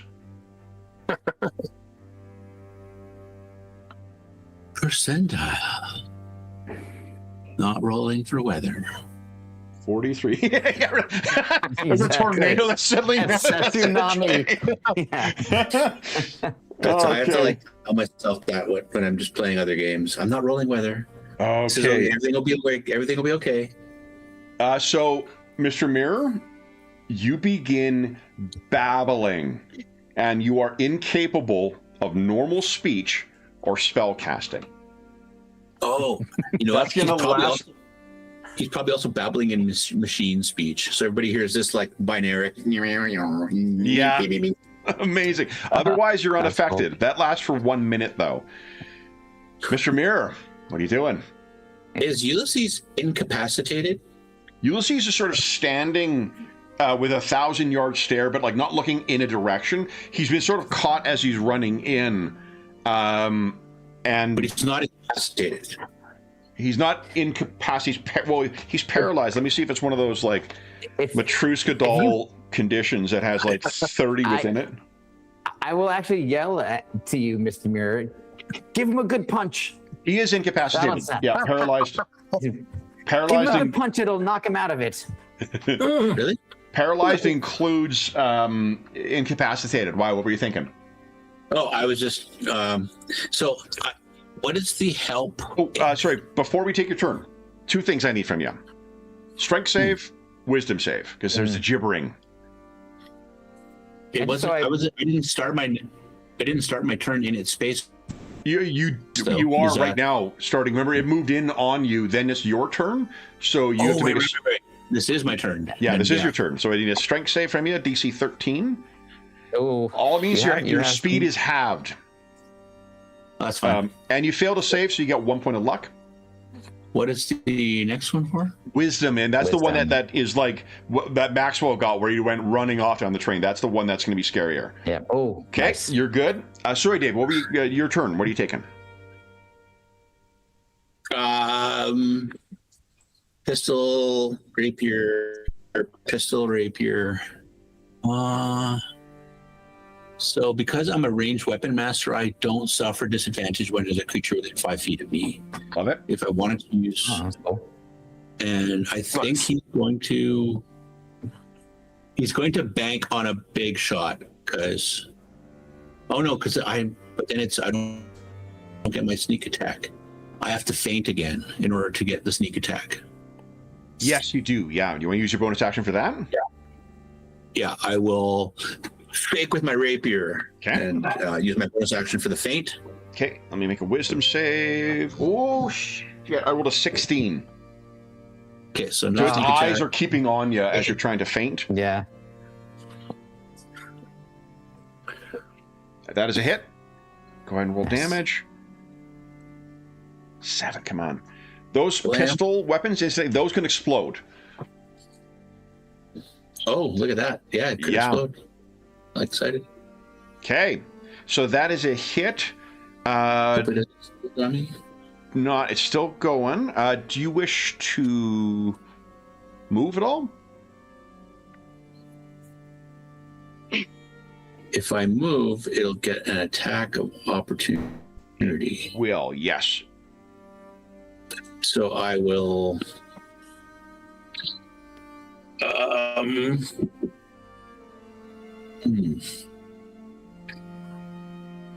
Daring do time. It's daring do, Mr. Mirror. 5, 10, 15. Take your attack of opportunity, sir. Remember, your speed is halved because your strength fell. Oh, right. Then it's not worth it. Not worth moving. I'll just stay where I am. Okay. Harlan. Bubble. Here we go. Come on. Solid hit. Oh. Oh, sorry. That's okay. So damage for one of those. Okay, thank you. 10 points of damage. Nicely done. Okay. You move if you'd like. Rosalie. Yeah, I think we're at 40, 35 now, something like that. 30. Yeah, okay. So, it's a bit on me, actually. So I will produce flame right now. Okay. And that hits. That's a solid hit. Go ahead and roll damage. That D8 has not rolled a 3 yet or higher. Any bonus action? Bonus action not, but I'm moving over here, I suppose. Okay. Then Ulysses, 8 more rounds. What do we see in your vision? Yeah, I think as the camera, so we're to pan in, see Ulysses of this rather than really focusing on the rituals of being distracted by something in news that starts taking form. Maxwell? I think I'm just going to. It doesn't look like it's. It looks like it's kind of crumbling and falling to pieces. So I think he's just going to, instead of trying to help out, he's just going to try to make an attack. Okay. So he's going to cast Sacred Flame, which is a 60-foot range. So here we go. DC 14. DC 13. I failed my save. Dex. Yes, okay. Oh, 6 look points at of this. damage. Oh. There's a thin patina of teeth and eyes and lips that are still forming. Okay, and so because, let me just look at everybody's health at the moment. I will, I'm going to use because the first thing was a cantrip, I'm going to use a bonus action leveled spell. Yep. A healing word on Ulysses. Okay. I only have one spell slot left, so it's at level 1. So there you go. 8. And then for my move, I've seen that thing spitting just in all directions. I have no idea how far it goes. Yeah. But I'm just gonna back up and leap down from the table next to Rosalie. Okay. Love it. I'm out of spells. Okay. Then this thing, it's using its incredible fucking speed to move here and then move here as it oozes around Mr. Mirror. Mr. Mirror, would you kindly... I don't think I can reach anybody else. You guys have all crowded. Look at that. So the table, someone's going to need to take a wet cloth to that table afterwards. It is covered in spittle. Mr. Mirror, I do need a DC 13 dex save from you too, please. You can spend 2 luck, make that a success. Success granted. Okay, so you, even though it's so close to you, you managed to do that. Okay, and you're still gibbering away as well from the... oh, fuck, you didn't take the 18 psychic damage from Red Mind. So, Mr. Mirror, you should have taken 18 points of damage. Oh, Yikes. sorry. Yeah. Wow. Giving you some... Okay. I think it's parting salvo. Oh, because I could do 2 bites against Mr. Mirror. Let's have that. It's going to rend your mind again. It tries to want to make you... So I need a DC 13 wisdom save, please. Wisdom. No! Come on. So you get 1 point, but you are dying. This hits you, and Mr. Mirror suddenly locks up, falls silent, and then drops to the ground. Oh my god. Mr. Mirror, death save, please. Unless do you get anything as a gear forged? Only if I can use a bonus action. Nope. Oh shit. Okay. Then get a death save for you, please. Oh wait. So what is it hitting you with? Poison or psychic damage? Psychic damage? Okay, just checking because my constructed vitality gives me benefits against poison and disease and stuff. Oh, nice. Okay. I tried poison, paralyze, disease, but not psychic. Okay, that's cool. Okay. So death save, Savage of the Death save. Oh, 1 strike. Okay. Harlan, your companion is down. I pressed the button by mistake a bit early, but I have firebolted and criticaled. Okay. Was it okay, so if it's the first one, it's a crit 18. What does it look like as you bring that wrath down upon this thing? Exactly. It's basically scorched and it's melted in the middle, and it sort of looks, all its eyes look sort of faintly disappointed for a moment, as then it sort of just sludges into the floor. One of the eyes forms, a single tear rolls across the lid and then falls down, and it says, "Thank you." With that, it also, one of the other voices says, time for our mid-session break, because we are 2 hours into the game. So let's, first off, everyone gets a point of luck. Oh, awesome. Okay. And Ulysses, you are finally free. Before witnessing the creation of Mr. Mr. Cropper, once again, you were mercifully brought back to reality, and you see to your left, Mr. Mirror is on the ground. Not physically damaged, but... Oh. Yeah. So let's take our mid-session break. For those listening at home, we'll be back in about 5 minutes.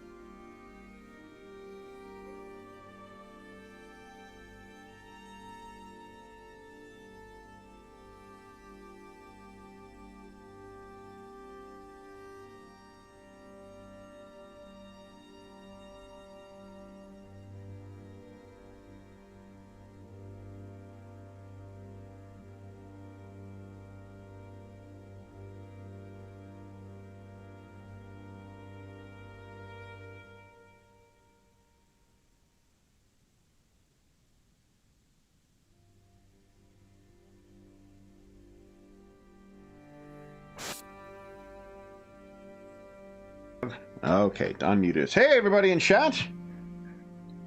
Matthew, North Rockies, THX, how are you guys? Hope you're having a wonderful Sunday. I'm getting to use not just one, but two gibbering mouthers today, so that's my Sunday is treating me very, very well. all the way that Tails, George, what you'd asked before too, or commented on before too, like the way that Tails tweaks these classic monsters, it's just so fucking fun. Really makes it feel like you're there's something distinct about fighting them, and to be honest, more challenging, I imagine, on the player side, or feels more challenging at least. You are muted, Tabo.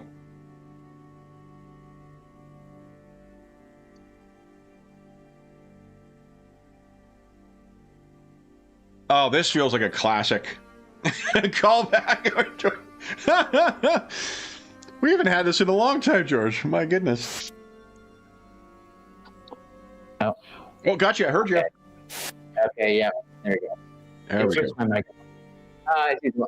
Yes, I totally agree. And I think one of the ways they really effectively achieved it was with the bonus actions. Definitely. And so what I would also add is that not only can you just, is it great for Tales of the Valiant, but anybody in a 5.5 game could easily use a monster out of this book and like use that bonus action, because it doesn't change the action economy. It's not like they've broken the action economy of the game. They've just, in fact, taken advantage of the action economy. So I think it makes it's much more interesting than, say, like just like a legendary, make an automatic saving throw, or whatever. It's something interesting that's flavorful, that gives you something else to do. Like I didn't know it could spit at us. I was like, wait, what? I thought as long as I was not next to it, I was okay. But I was like, oh wait, no, it can hit somebody and then make a ranged attack. So yeah, I really like it. I've looked through a bit. I just got my Northlands books. Yeah. They arrived in LA, so my wife is bringing them, and then I am just waiting for the whatever it's called, the Hellfire, whatever it's called, the horror Kickstarter book that they just did. Yeah. But they've got so much shit coming out, because there's the horror one that's coming out soon. They just finished kickstarting that pirate one too. So and the pirate one, yes, I missed that one, but yes, I'm curious about it. Yeah, I'll let you know as soon as it comes in. Go ahead, Kevin. Oh, go ahead, George. What were you saying? I was going to say this maybe is actually apropos to the adventure for Ulysses' pistol. So right. Awesome. That, David, is a 1738, real 1738 East India Trading Company pistol. It's a prop for the movie.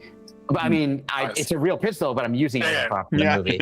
I got it from an auction house, but it's like a work of art.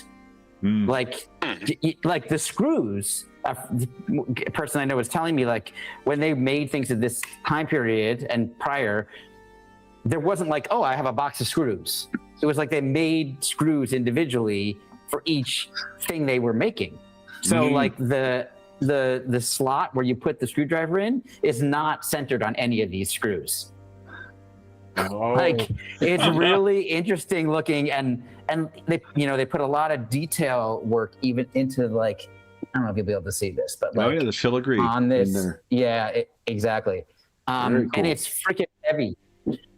So these guys must have been pretty strong, like to be able to hold this up. I mean, it's like it takes a minute to load it, and then it's like, bam, like, God damn, just stay there, hold on, like you have to. You can't just, like, if your arm gets tired, you're not able to hit anything. Like, it's freaking heavy. Well, I imagine it's like from an RPG perspective, the having that in your hands too will inform, like, the character who wants to have 2 braces of pistols across their chest. Seriously, and in fact, in the movie, for the actor, we made a fake version that's just like made out of like light plastic, because otherwise she'd have to be having it on her, even holstered on her hip the whole time, running and doing whatever. It's like, it's just too heavy. Yeah. Hey, that's awesome. Yeah. Okay, so Rosalie, it looks like you have a idea for what to do next. Oh, you're muted. And golf. Tabo. Yeah. Yeah. No. That's So, oh yeah. Great. Oh, So my idea was to have a drink. No. I have this talent field medic, which would be helpful in this situation, I suppose. Because, I can really help Mr. Mirror not dying, I suppose, unless Gearforged are not. You can't heal them. And then, I think so. Unless there's something on Dave's sheet that says he can't benefit from that, then yes, you could use it on him too. okay. Cool. So I don't know what the DC for the medicine roll is. I would guess. So Yeah. typically it's a DC 15 to stabilize somebody, but if you've got a med kit, then you don't have to make that roll at all. It says that they're the same traits as constructs. You're immune to disease, you're resistant to poison. In addition, you have advantages on saves. Okay, so yeah, those are doesn't prevent you from benefiting from healing then. Okay. Yeah. So I have an herbalist and an alchemist toolkit, but not a med kit. Then give us a medicine check, please. And if you roll a 9 or less, it's treated as a 10. Beautiful. So he's stabilized. I'm taking my death saves. Okay. And then you regain. Are you using your treatment as well, Mosley? Yeah.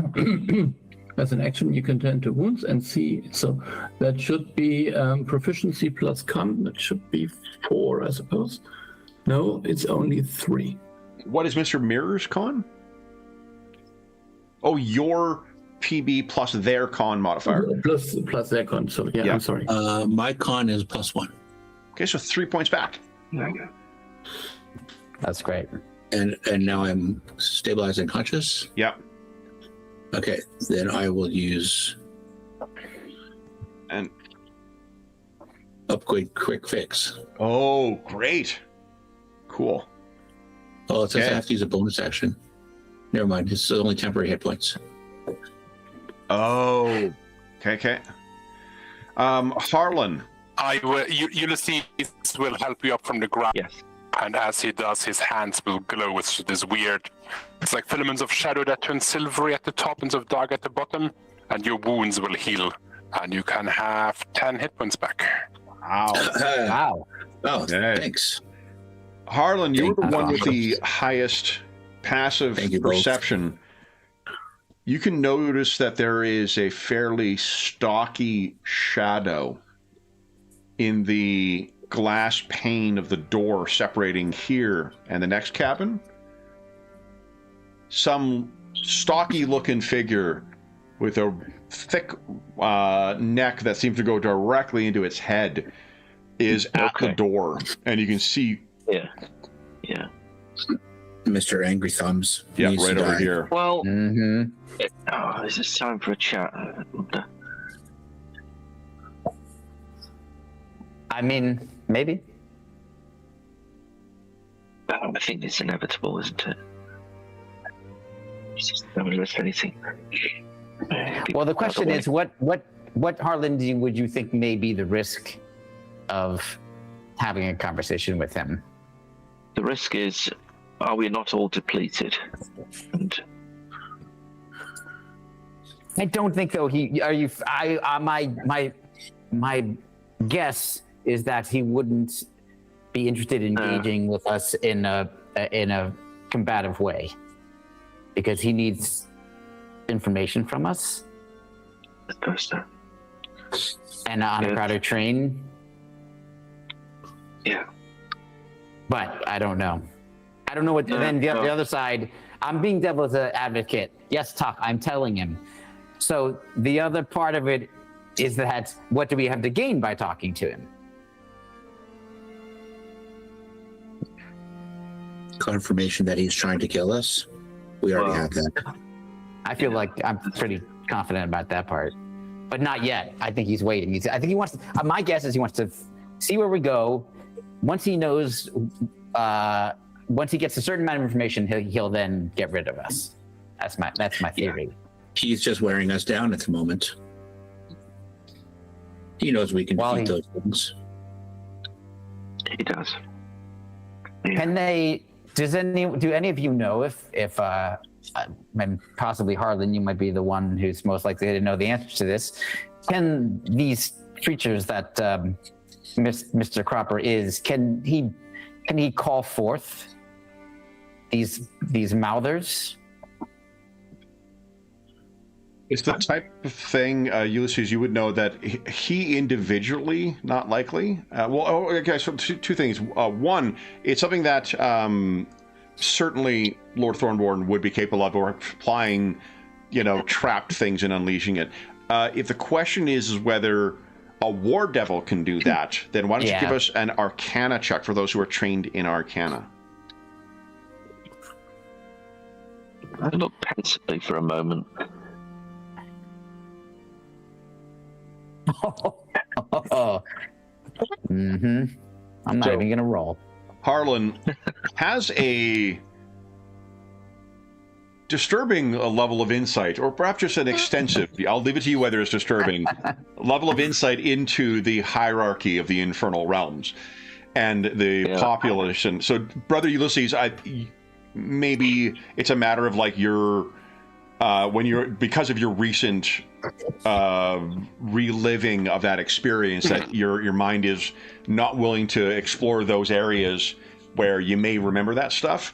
Harlan, on the other hand, is easily saying like, no, War Devil is a foot soldier in the army. There certainly are more powerful and more capable things that can like summon other devils, or can use magic the way any mortal spellcaster could to conjure things. A war devil, Harlan, would not be capable of summoning those things. Those would be pets supplied by somebody. So there you are. There you are. I'll give you one indeed. further bit of insight. To live up to the stereotype, a war devil is also a little thick. They are simple creatures who perform... Thick in all senses of the word. Quite well. Yeah. Well put. Yeah. And to that effect, as you guys are discussing this, the shadow seems to move, and then a fist smashes through the glass, reaches down, unlocks the door, and then pushes it aside and strides through.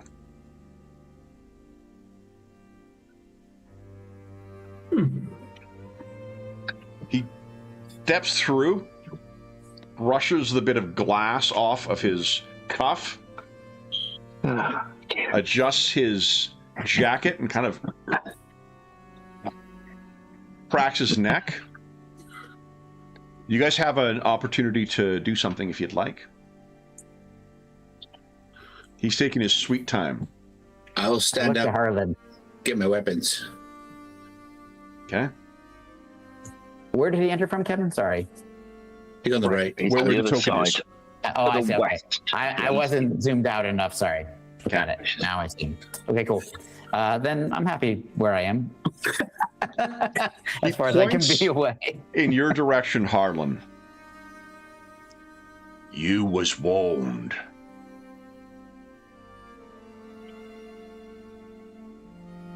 Yes.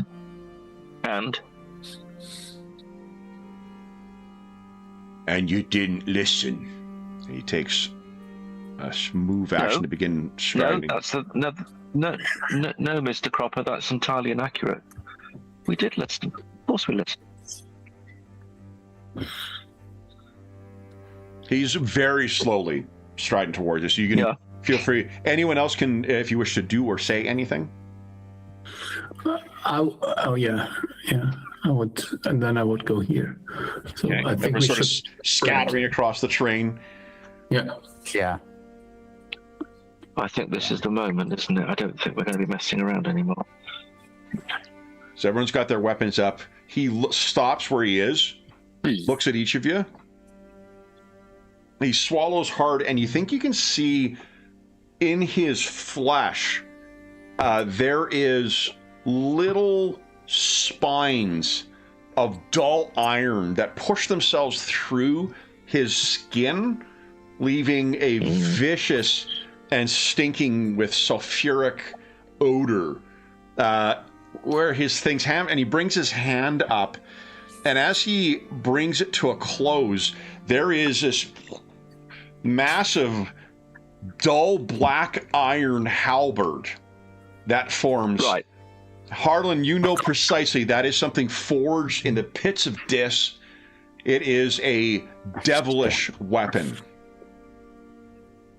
All together, and all the best, I say, as you can see fire starting to form on my hands. Love it. Okay, let's roll some initiative, guys. Oh, you guys have no spells. I'm I'm well aware. We are knackered. Yeah. Yeah, here we go. Oh, initiative. Sorry, I got too excited by the roleplay. It happens. Okay, 1, 2, 3, 4. Oh.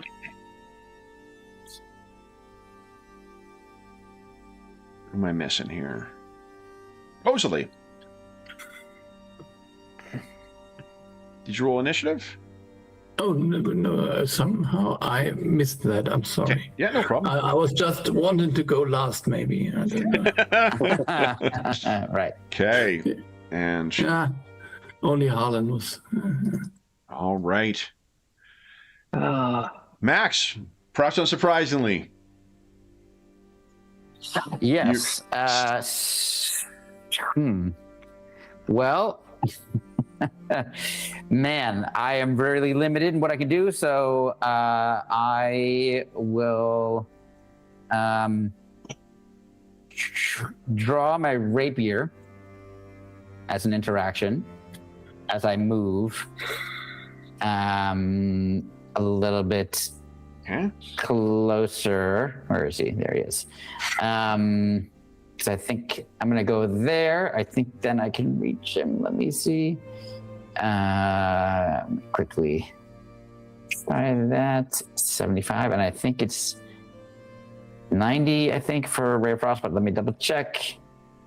Ray of Frost. No, it's 60. Damn it. Okay, well, I can't reach him then, so I will ready an action to cast a Ray of Frost when he is within 60 feet of me. Love it. Okay. Oh my God, Mr. Cropper's up next. Okay. Mr. Cropper.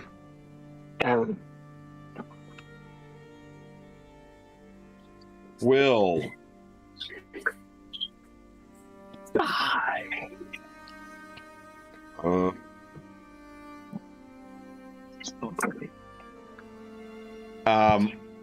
Run his hand across his beard, and as he's doing so, he's striding forward.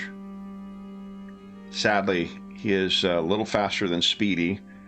As he does, he then flicks his hand in Ulysses and Maxwell's direction. But I think, hold on, Maxwell, you've got a ready to action, right? I do, and he is now within range. Okay, go ahead and make your... So that's my Ray of Frost. So here we go. Solid hit. 22. Yeah. Sweet. So he's going to take... oh, does it not automatically roll? No, I set it up so you get to roll. Okay, 8. Okay, cool. So it's 8, and then he is slowed by 10 feet.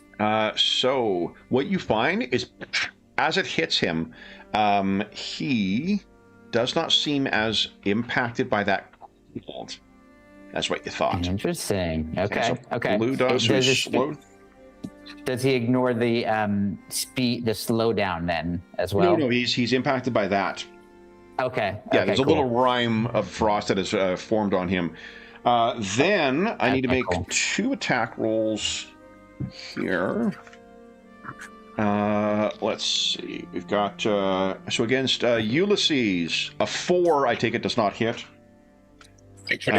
How about a 6 on Maxwell? Not great rolls for my bonus action. What it has done, it has flung iron nails at you guys that it has plucked out of its beard and flicked in your direction. Oh, crazy. And then can't reach you guys with that glaive yet, so I think he's going to have to dash as his other action as he charges in and brings that iron, and it looks as if this thing is still hot, taken directly from the forge. Mr. Mirror, what are you doing?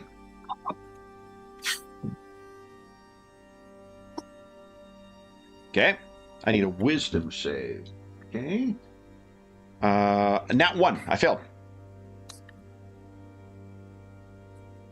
Kablam. That hits. Go ahead, roll damage. Okay, 16 damage. Nicely done. Now, okay, again, a normal human should have taken more damage from that stuff. Okay. It almost seems as if his when what spurts out is this disgusting sulfuric, stinking ichor. And that's like blocking the effects. Does that seem? His flesh is clearly not mortal flesh. I see. Okay. Interesting. Yeah. You want to move? And you have a oh yeah, you still have a move, Mr. Mayor. Is he have range? He has reach. He does. Yeah. So I'm in reach already. So then I will tell Rosalie to get out of there, and then I will disengage as my. Oh no! I use my bonus action, so I can't. Yeah. So I can only move. Well, let's make him choose though. Okay. Stay in his range, but be in the backside for now. Okay. Works for me. Rosalie. Ooh, yeah. So, I think I'm gonna doing something stupid, and that is always the best thing to do. Love it. Yes, I love it. Yeah. So, I mean, I don't know why, but I think I'm just thinking I could go up against him with my spell abilities and try to give him a shocking grasp. Okay. Nice. And then we'll see what I'm next round. So. Oh, nat 1. You do get a point of luck from that, though. Yeah, that is good. So. Okay. Do you have a bonus action, Rosalie? No, not right now. Ulysses. I will brace myself and step up, and then I will try and hit him with my sword. Please do. Come on. You have. I will. Yeah, you've maxed out on luck right now, so. Yeah. So I will use 3 to reroll. Okay. On. Oh my! I'm obviously shook up by seeing him this close. Yeah, after all these really. years. Well, and that smell, like scent being such a powerful memory sense, I imagine it's just triggering so much of what you've seen. You do get 1 point of luck from that nat 1, though. Any bonus action? Despite it being a reroll? Yeah, even in reroll, if the net result is you missed, you can once per round get 1 luck. Okay. No useful bonus actions at the moment, unfortunately. Okay. Harlan, what you got?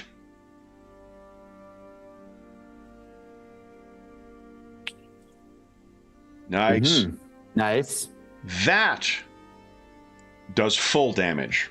Yeah. Ooh, sweet. So Now we know who's going to take his next attack. I mean, Harlan, any move? Yeah. Let me just do that. Get rid of that. Oh. Okay. And then top of the round, Maxwell, what do you got? Okay.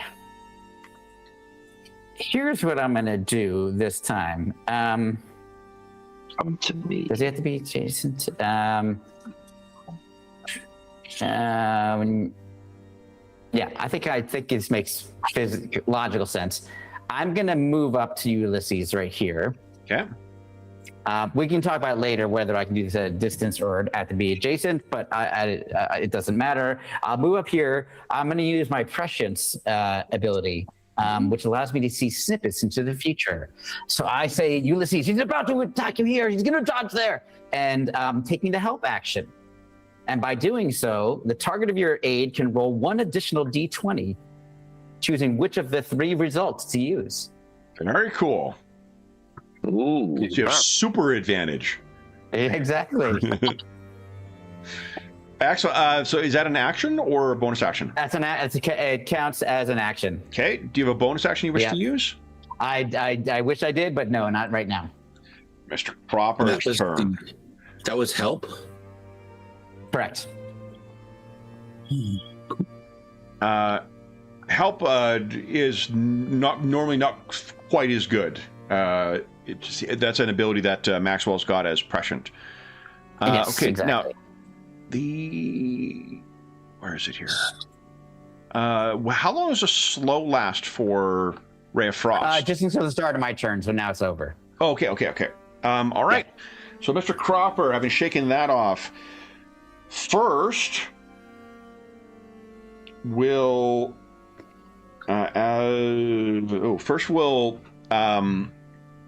once again, it's almost as if these things are flying out of his chin on their own. Rosalie, let's try and get you first with one of these hell nails. Nat 20. Oh, cool. So one of these things lodges into you 16 points of piercing damage. Against Maxwell, because he's going for soft targets. Well, and also, Kevin, I just double checked. So I have to be adjacent not only to the person I'm helping, but also to the target. Okay, so that's where you've gone. There. Okay. I just got another nat 20. Okay, I moved back. Sorry, I didn't mean I'm back here. It does have range. So the two, Rosalie and Maxwell, you each get one of these nails lodged into you. 16 points of damage for Maxwell piercing, if it matters. It just hurts more to get pierced, I think. So I need Rosalie and Maxwell to give us a con save against DC 13. This is a poison save, so if you've got a bonus against poison, be sure to roll with advantage or whatever. I wish that I did. Yeah. Oh God. Now, let me double check here. Yes, I do in fact have 3 luck. Rosalie's good. You want to spend the 3 and reroll? Yes! Nice. Okay. Excellent. All right. So neither of you are poisoned by hell blood.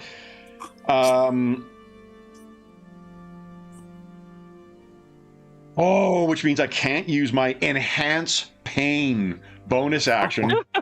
Oh, man. Oh, I'm so sorry. Ruined your day. Yeah. Ulysses, Mr. Cropper locks eyes with you, and you can see that there is both, like for a split second, you can see the eyes behind the eyes, as it were, and both of them say to you, "I remember you." And he will swing that Hellforged glaive at you. Nat fucking 20. Are you kidding me? Look at this. Oh my God, those dice. Oh, it's nice knowing you guys. Jesus. Is Kev using those dice that have 2 20s? Is that I'm swapping out dice. I'm swapping out the Brancolonia dice. I swapped dice. We've changed decks. Okay. Oh, you grabbed one that's been charging, though. So that is 16 slashing damage on Ulysses. Holy. And I need a con save from you, please. Oh, come on, Ulysses. To avoid a DC 13. Yes. The infernal wound is not bleeding at the start of each round. So that's good. Oh, my God. Okay. Yeah.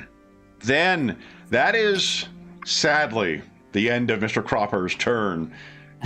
Mr. Mirror, what would you care to do? Just talk to him. Yeah, why didn't we talk to him again? What was our dialogue option at the beginning of this?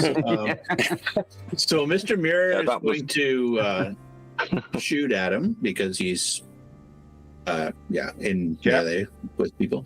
And I'm going to use that last bullet in the range weapon mastery. Okay. So it'll be a -2 penalty to my attack roll. Okay. And because that's my proficiency bonus, and then a +4 to damage. Love it. Okay. Awesome. Dave's a big fan of power attack in. That's a hit. That is a solid fucking hit. So that is 21? 19 damage, right? No, 20. Nice. Right? Yeah. 21 damage. Because it's 17 plus 4, 21. +4. Awesome. Unfortunately, it's the same damage. So again, his an unnatural flash of his affords some measure of protection. Ugh! Okay. So I'm going to move then. Yep. 1, 2, 3. As a bonus action, Yep. I will, within 5 feet of an ally, can take the help action to help that ally as a bonus action. So I will aid or help Rosalie And as I'm strolling through her area. help means you got advantage on your first attack roll. She's going to. So this is still 10 feet. That's my. Yep. 5, 10, 15. Okay. So I can get to there, and then I'm going to disengage. Oh, no, I can't disengage as a bonus action because I just used it. Never mind. Okay. All right, Rosalie.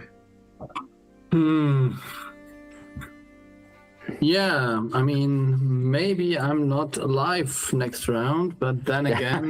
What about your wild shape? Yeah, I was thinking about that, but doesn't seem to make much of a difference. It would be much better to hit the shocking grasp, I suppose. Okay. I mean, wild shape does give you... What are your forms again?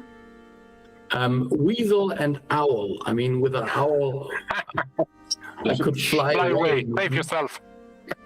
It's a giant owl, isn't it? Because a giant owl, you'll get giant owl and giant weasel. So, You fly out the broken window and say, "See you guys. Good luck with the fight." Okay. So, because it gives you a separate bucket of hit points from the druid rules, but then also gives you 1d8 plus 2 slashing damage with its talons for the giant owl. Do not know. Did you see the stats for Weasel somewhere? yes, it is next to the owl, actually. Weasel Giant is on the Monster Vault 359. Okay. Oh, 359. Okay. Weasel Giant. Okay. A Monster Vault. Fuck, hold on. I'm in the player's guide. All right. Yep. Here we go. Here we go. That would be the problem. So, I mean, I would get 14 hit points if I understand you correctly. It's from your class. Like, it doesn't work like 4E where you just get, or 5E where you get like the stats of the monster. It's keyed to the class. It's closer to what the PF2 wild shape is. And Kevin, it is in the player's guide, so you weren't wrong. It's on page 371, the weasel. Oh, okay. So giant weasel, would be a bite, 5 plus 3 damage potentially. And you'd have the reaction of repellent spray. Mm. Yes, I looked at that. So yeah, come on. It's a bonus action to wild shape, isn't it? Or you know what? You might be right. It might be an action. Now they think of it, because I think it's like that's the advantage of being the whatever is the primal weasel that's in there is not the right one, because it's weasel challenge rating 0, and I think I should have giant weasel. The owl's got a cool. Oh, it's an action. Yeah, it's an action to transform into a thing. So yeah, you're right. You would be doing nothing this round. changing and getting hit. Yeah. So, but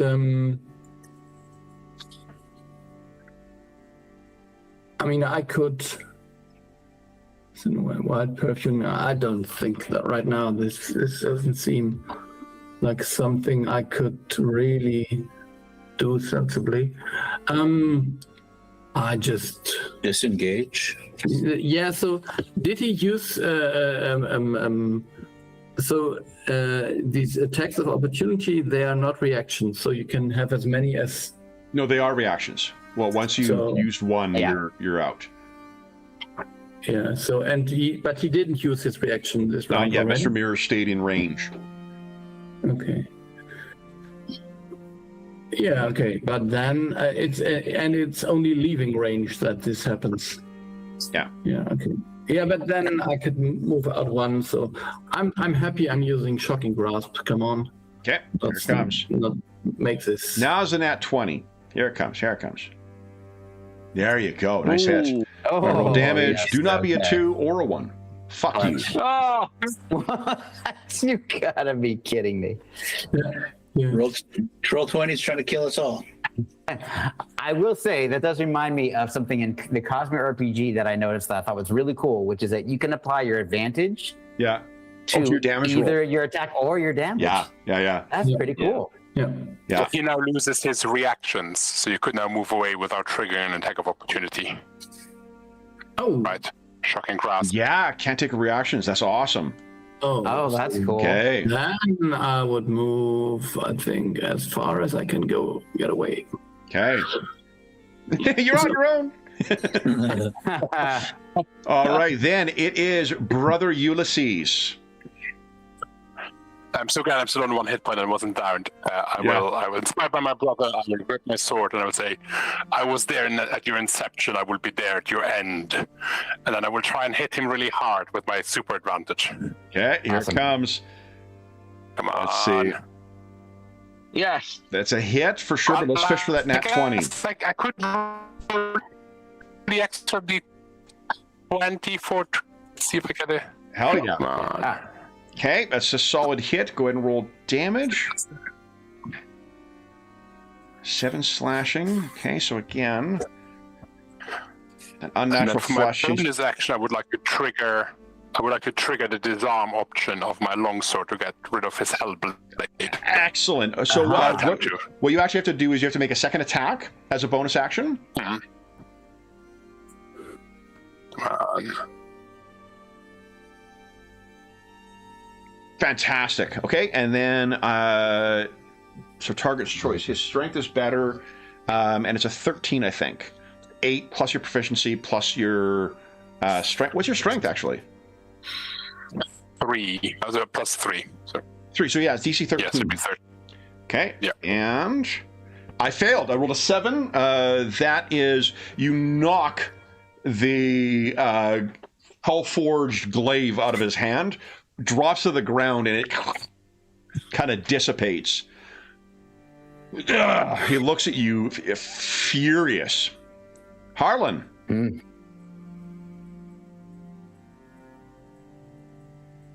Have you been getting notes on Nice. playing a wizard from George, or? I was gonna say, yeah, Graham, you got an A++ so far.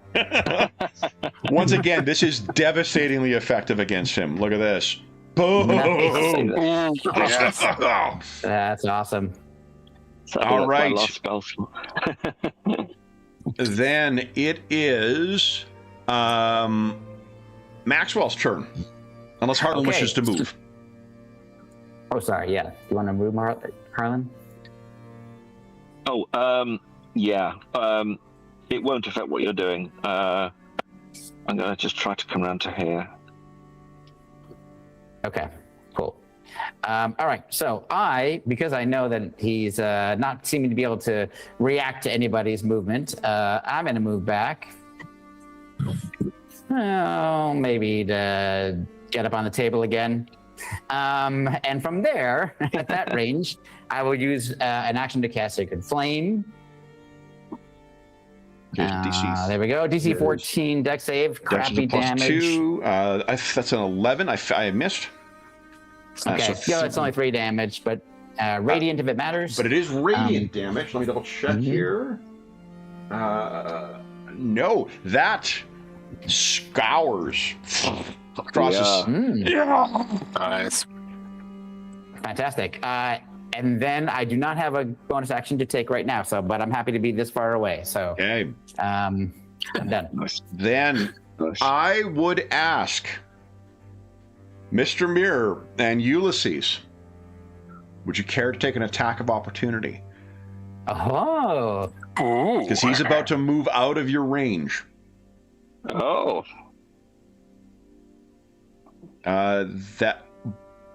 You can't with a ranged weapon. Unless you've got something that specifically allows you to do that. Also, double check, your pistol should have 6 shots, I think. So I'm not sure how many. Keeping track, it's at -5. Okay, great. Does your gunslinger thing allow you to use it for attacks of opportunity? I don't think so. And actually, let me double check in. Oh, that's interesting. I actually don't know whether you can. I have my rapier out. It's in my office. Yeah, that's what I thought. So you could certainly, and I think it's the same chance. But let me double check here.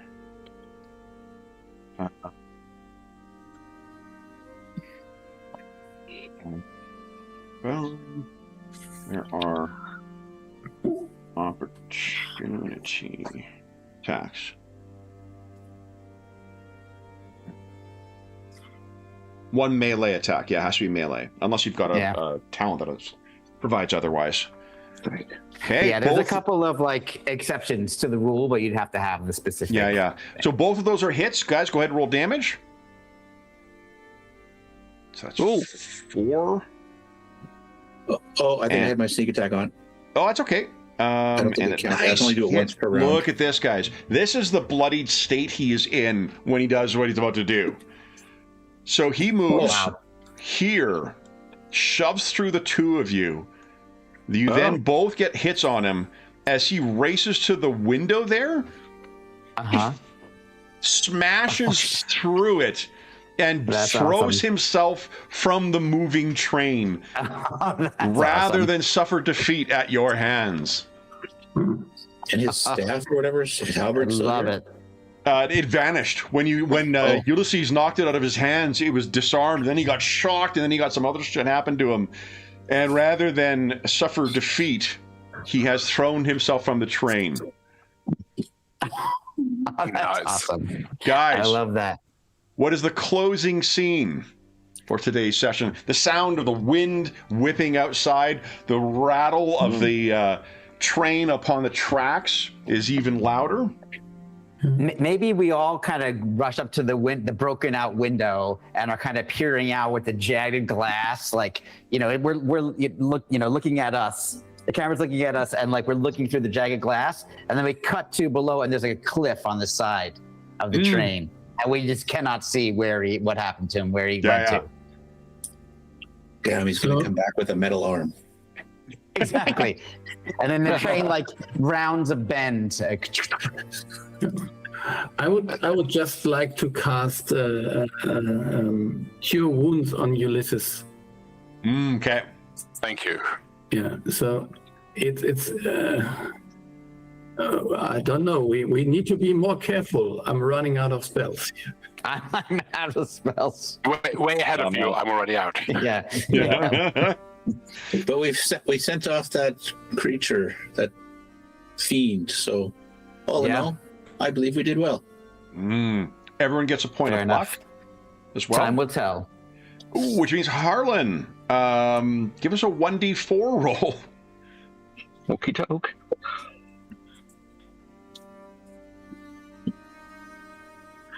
Three. So your luck is reset to 3. Okay. Because if you got 5 and you gain another point of luck, then it resets to a random amount. But 3 is a great one because you have the ability to do a reroll. So that's cool. you at least got a reroll in the bank. So then with this, seemingly thwarted Lord Thornborn's minion and efforts to deter your investigation. Guys, what have we learned about Metropole today?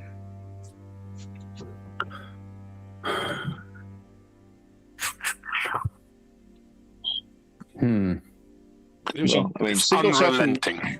of a fight here. Yeah. There's a very thin line between living and death here. Yep. customer service on their trains, it's absolutely terrible. Yeah, zero security on these trains. So what is going on? I did learn that. Yeah. Did we learn I anything think, about I think the we subtle... also. Oh, go ahead, George. Well, no.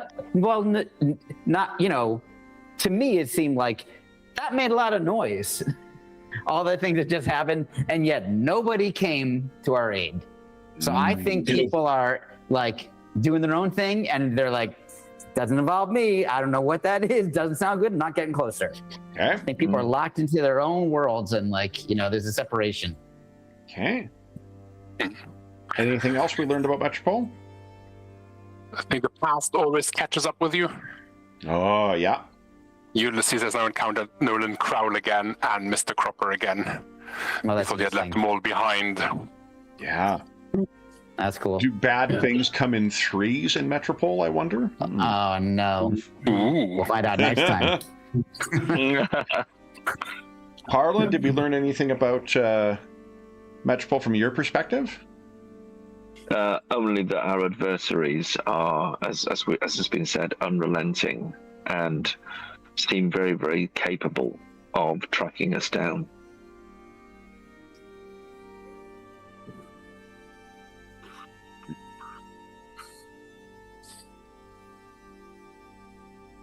Do you think it meaningful, this isn't really a thing about Metropole, but do you think it meaningful that, because that clearly was, you don't send gibbering mouthers in to collect somebody or to, you know, capture someone like that. That is a, not a subtle weapon.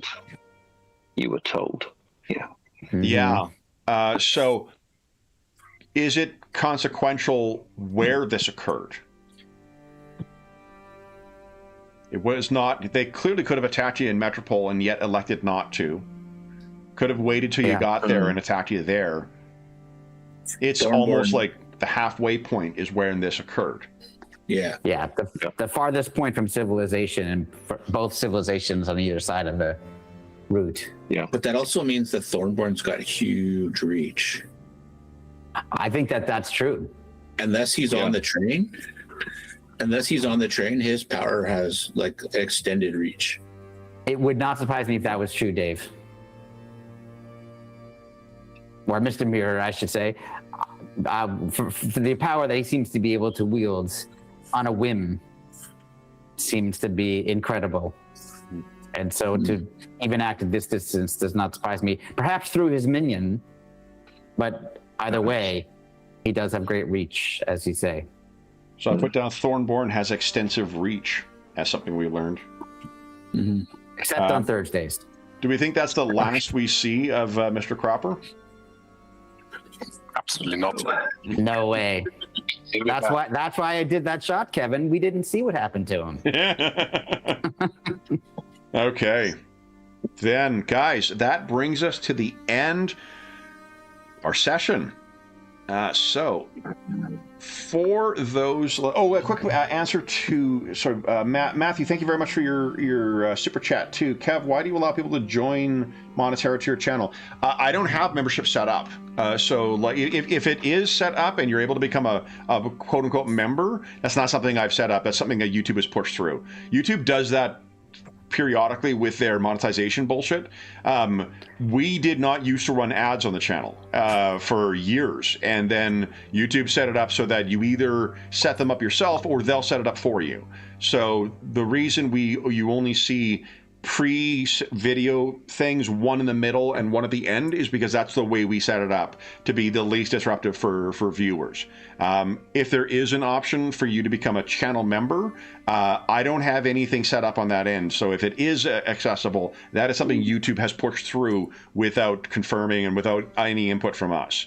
So you're in very simple answer, we have nothing set up. There's nothing you gain from engaging with the what do you call it? The monetary membership stuff. So again, there are a number of charities that we have supported in past. If there's a local charity that supports either palliative care for cancer or anything relating to children, those are things that we have supported in the past. So you are welcome to make the donations to that. But again, you need not do that. Like we're going to run and play these games regardless. We appreciate the support. The support goes to helping keeping our stalwart players in the gaming books that we also love, which they deserve. But otherwise, no, I don't have any plans to set up anything for channel memberships otherwise beyond that. I didn't even realize we were streaming this. So I hope that answers the question, Matthew. Then why don't I set it up? I don't want to. Like, why would I don't do this for the money. We've never really had anything set up in the channel in the 10 years that it's been here where we, like other channels, allow people to like interact with the play and whatnot. These folks here are here to play a game, not to otherwise be disrupted by things that cannot be vetted and cannot be secured. So I don't have a reason for doing that from my side of the screen. And if you have the available money and you want to put it to something else, I would encourage you to put it to support some of the publishers that we run on the channel. Kobold Press is a terrific fucking publisher that is one of many trying to make it in the space that it's in. So, I appreciate the interest. Paizo could use some help too right now. Yeah, and like the interest is very much appreciated. We love having you in chat. We appreciate your super chats on it too. But channel membership is just not something. Same reason that our Patreon is atrophied like crazy is because it's just not the way that. For the reason that other creators have those things, that is not something that I want to engage with or need to. This is not a job for me. This is not a profit-making venture. This is something I do for fun. So that's hopefully. I can't remember if Matthew's on the Discord, but he always can join us there too. Yeah, absolutely. Again, costs nothing to join the Discord. So, but anyway, only time you can engage in all these chats there. That's exactly. So then, for those listening at home, thank you so much for joining us. As is always the case, if you have any comments, questions, or concerns regarding the session, the game, or the campaign we're playing, or the adventure we're playing, please don't hesitate to leave a comment in the comment section down below, and I'll endeavor to reply in a timely fashion. There's also a link down below to the Dungeon Musings Discord server, which we just mentioned. We have channels there dedicated to Tales of the Valiant. We have the character sheets for all of these investigators posted over there, as well as Find a Group, GM discussion, virtual tabletop chat. It's a terrific, helpful, knowledgeable, and friendly community over there. You're more than welcome to join us. There's also a link down below to our friends at Noble Knight Games. Noble Knight Games is the preeminent unionized retailer of hard-to-find and out-of-print RPGs in North America. Not only do they have an incredible selection of new role-playing games, board games, and card games, they have an unmatched selection of hard-to-find and out-of-print RPGs. David, do you have something on hand that's a hard-to-find and out-of-print? Oh, yes. Look at that. 7th first edition. Both of the Daves, the Dave and the Davids. Look at this bookend. Yes, that's awesome. You guys will have to bring that up at the next Dave Con. That's right. If they don't have something in stock you're looking for, you can put it on a want list and they'll send you an email when it comes in. And if you make a purchase of $10 or more through the website, be sure to enter the code Summer Nights, all caps, all one word, K in the Nights. It's listed down below. That'll save you 10% on any purchase of $10 or more. That'll be valid until June 30th, 2026. And after that, we'll have some new discount code. So if you're listening to this after June 30, 2026, come back to one of our more recent videos. You'll see what the current discount code is there. The last thing I will say is a huge thank you to our stalwart players. 5 players for today. That's terrific. I tried very hard to kill y'all. Cannot believe 3 fucking back-to-back nat 20s. That was ludicrous. That was great. I do think, Kevin, if we had one fewer player, one or more of us would be dead. Yeah, like that first encounter in particular. I don't want to make this any longer than it is. Tales of the Valiant has a very fucking easy way of calculating CRs and using that to judge combat encounters. I love it, and it has not done me wrong yet. Awesome. But we will be back in 2 weeks' time. But until then, we hope that we gave you a few hours to take your mind. Oh, hold on. Thank you. Dave, Graham, Ingolf, George, and David. Thank you so much for playing today, guys.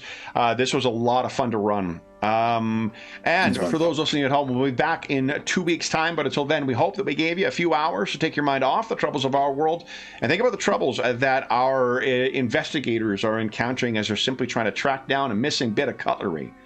And until we see you again, stay safe, stay healthy, and happy gaming. See ya.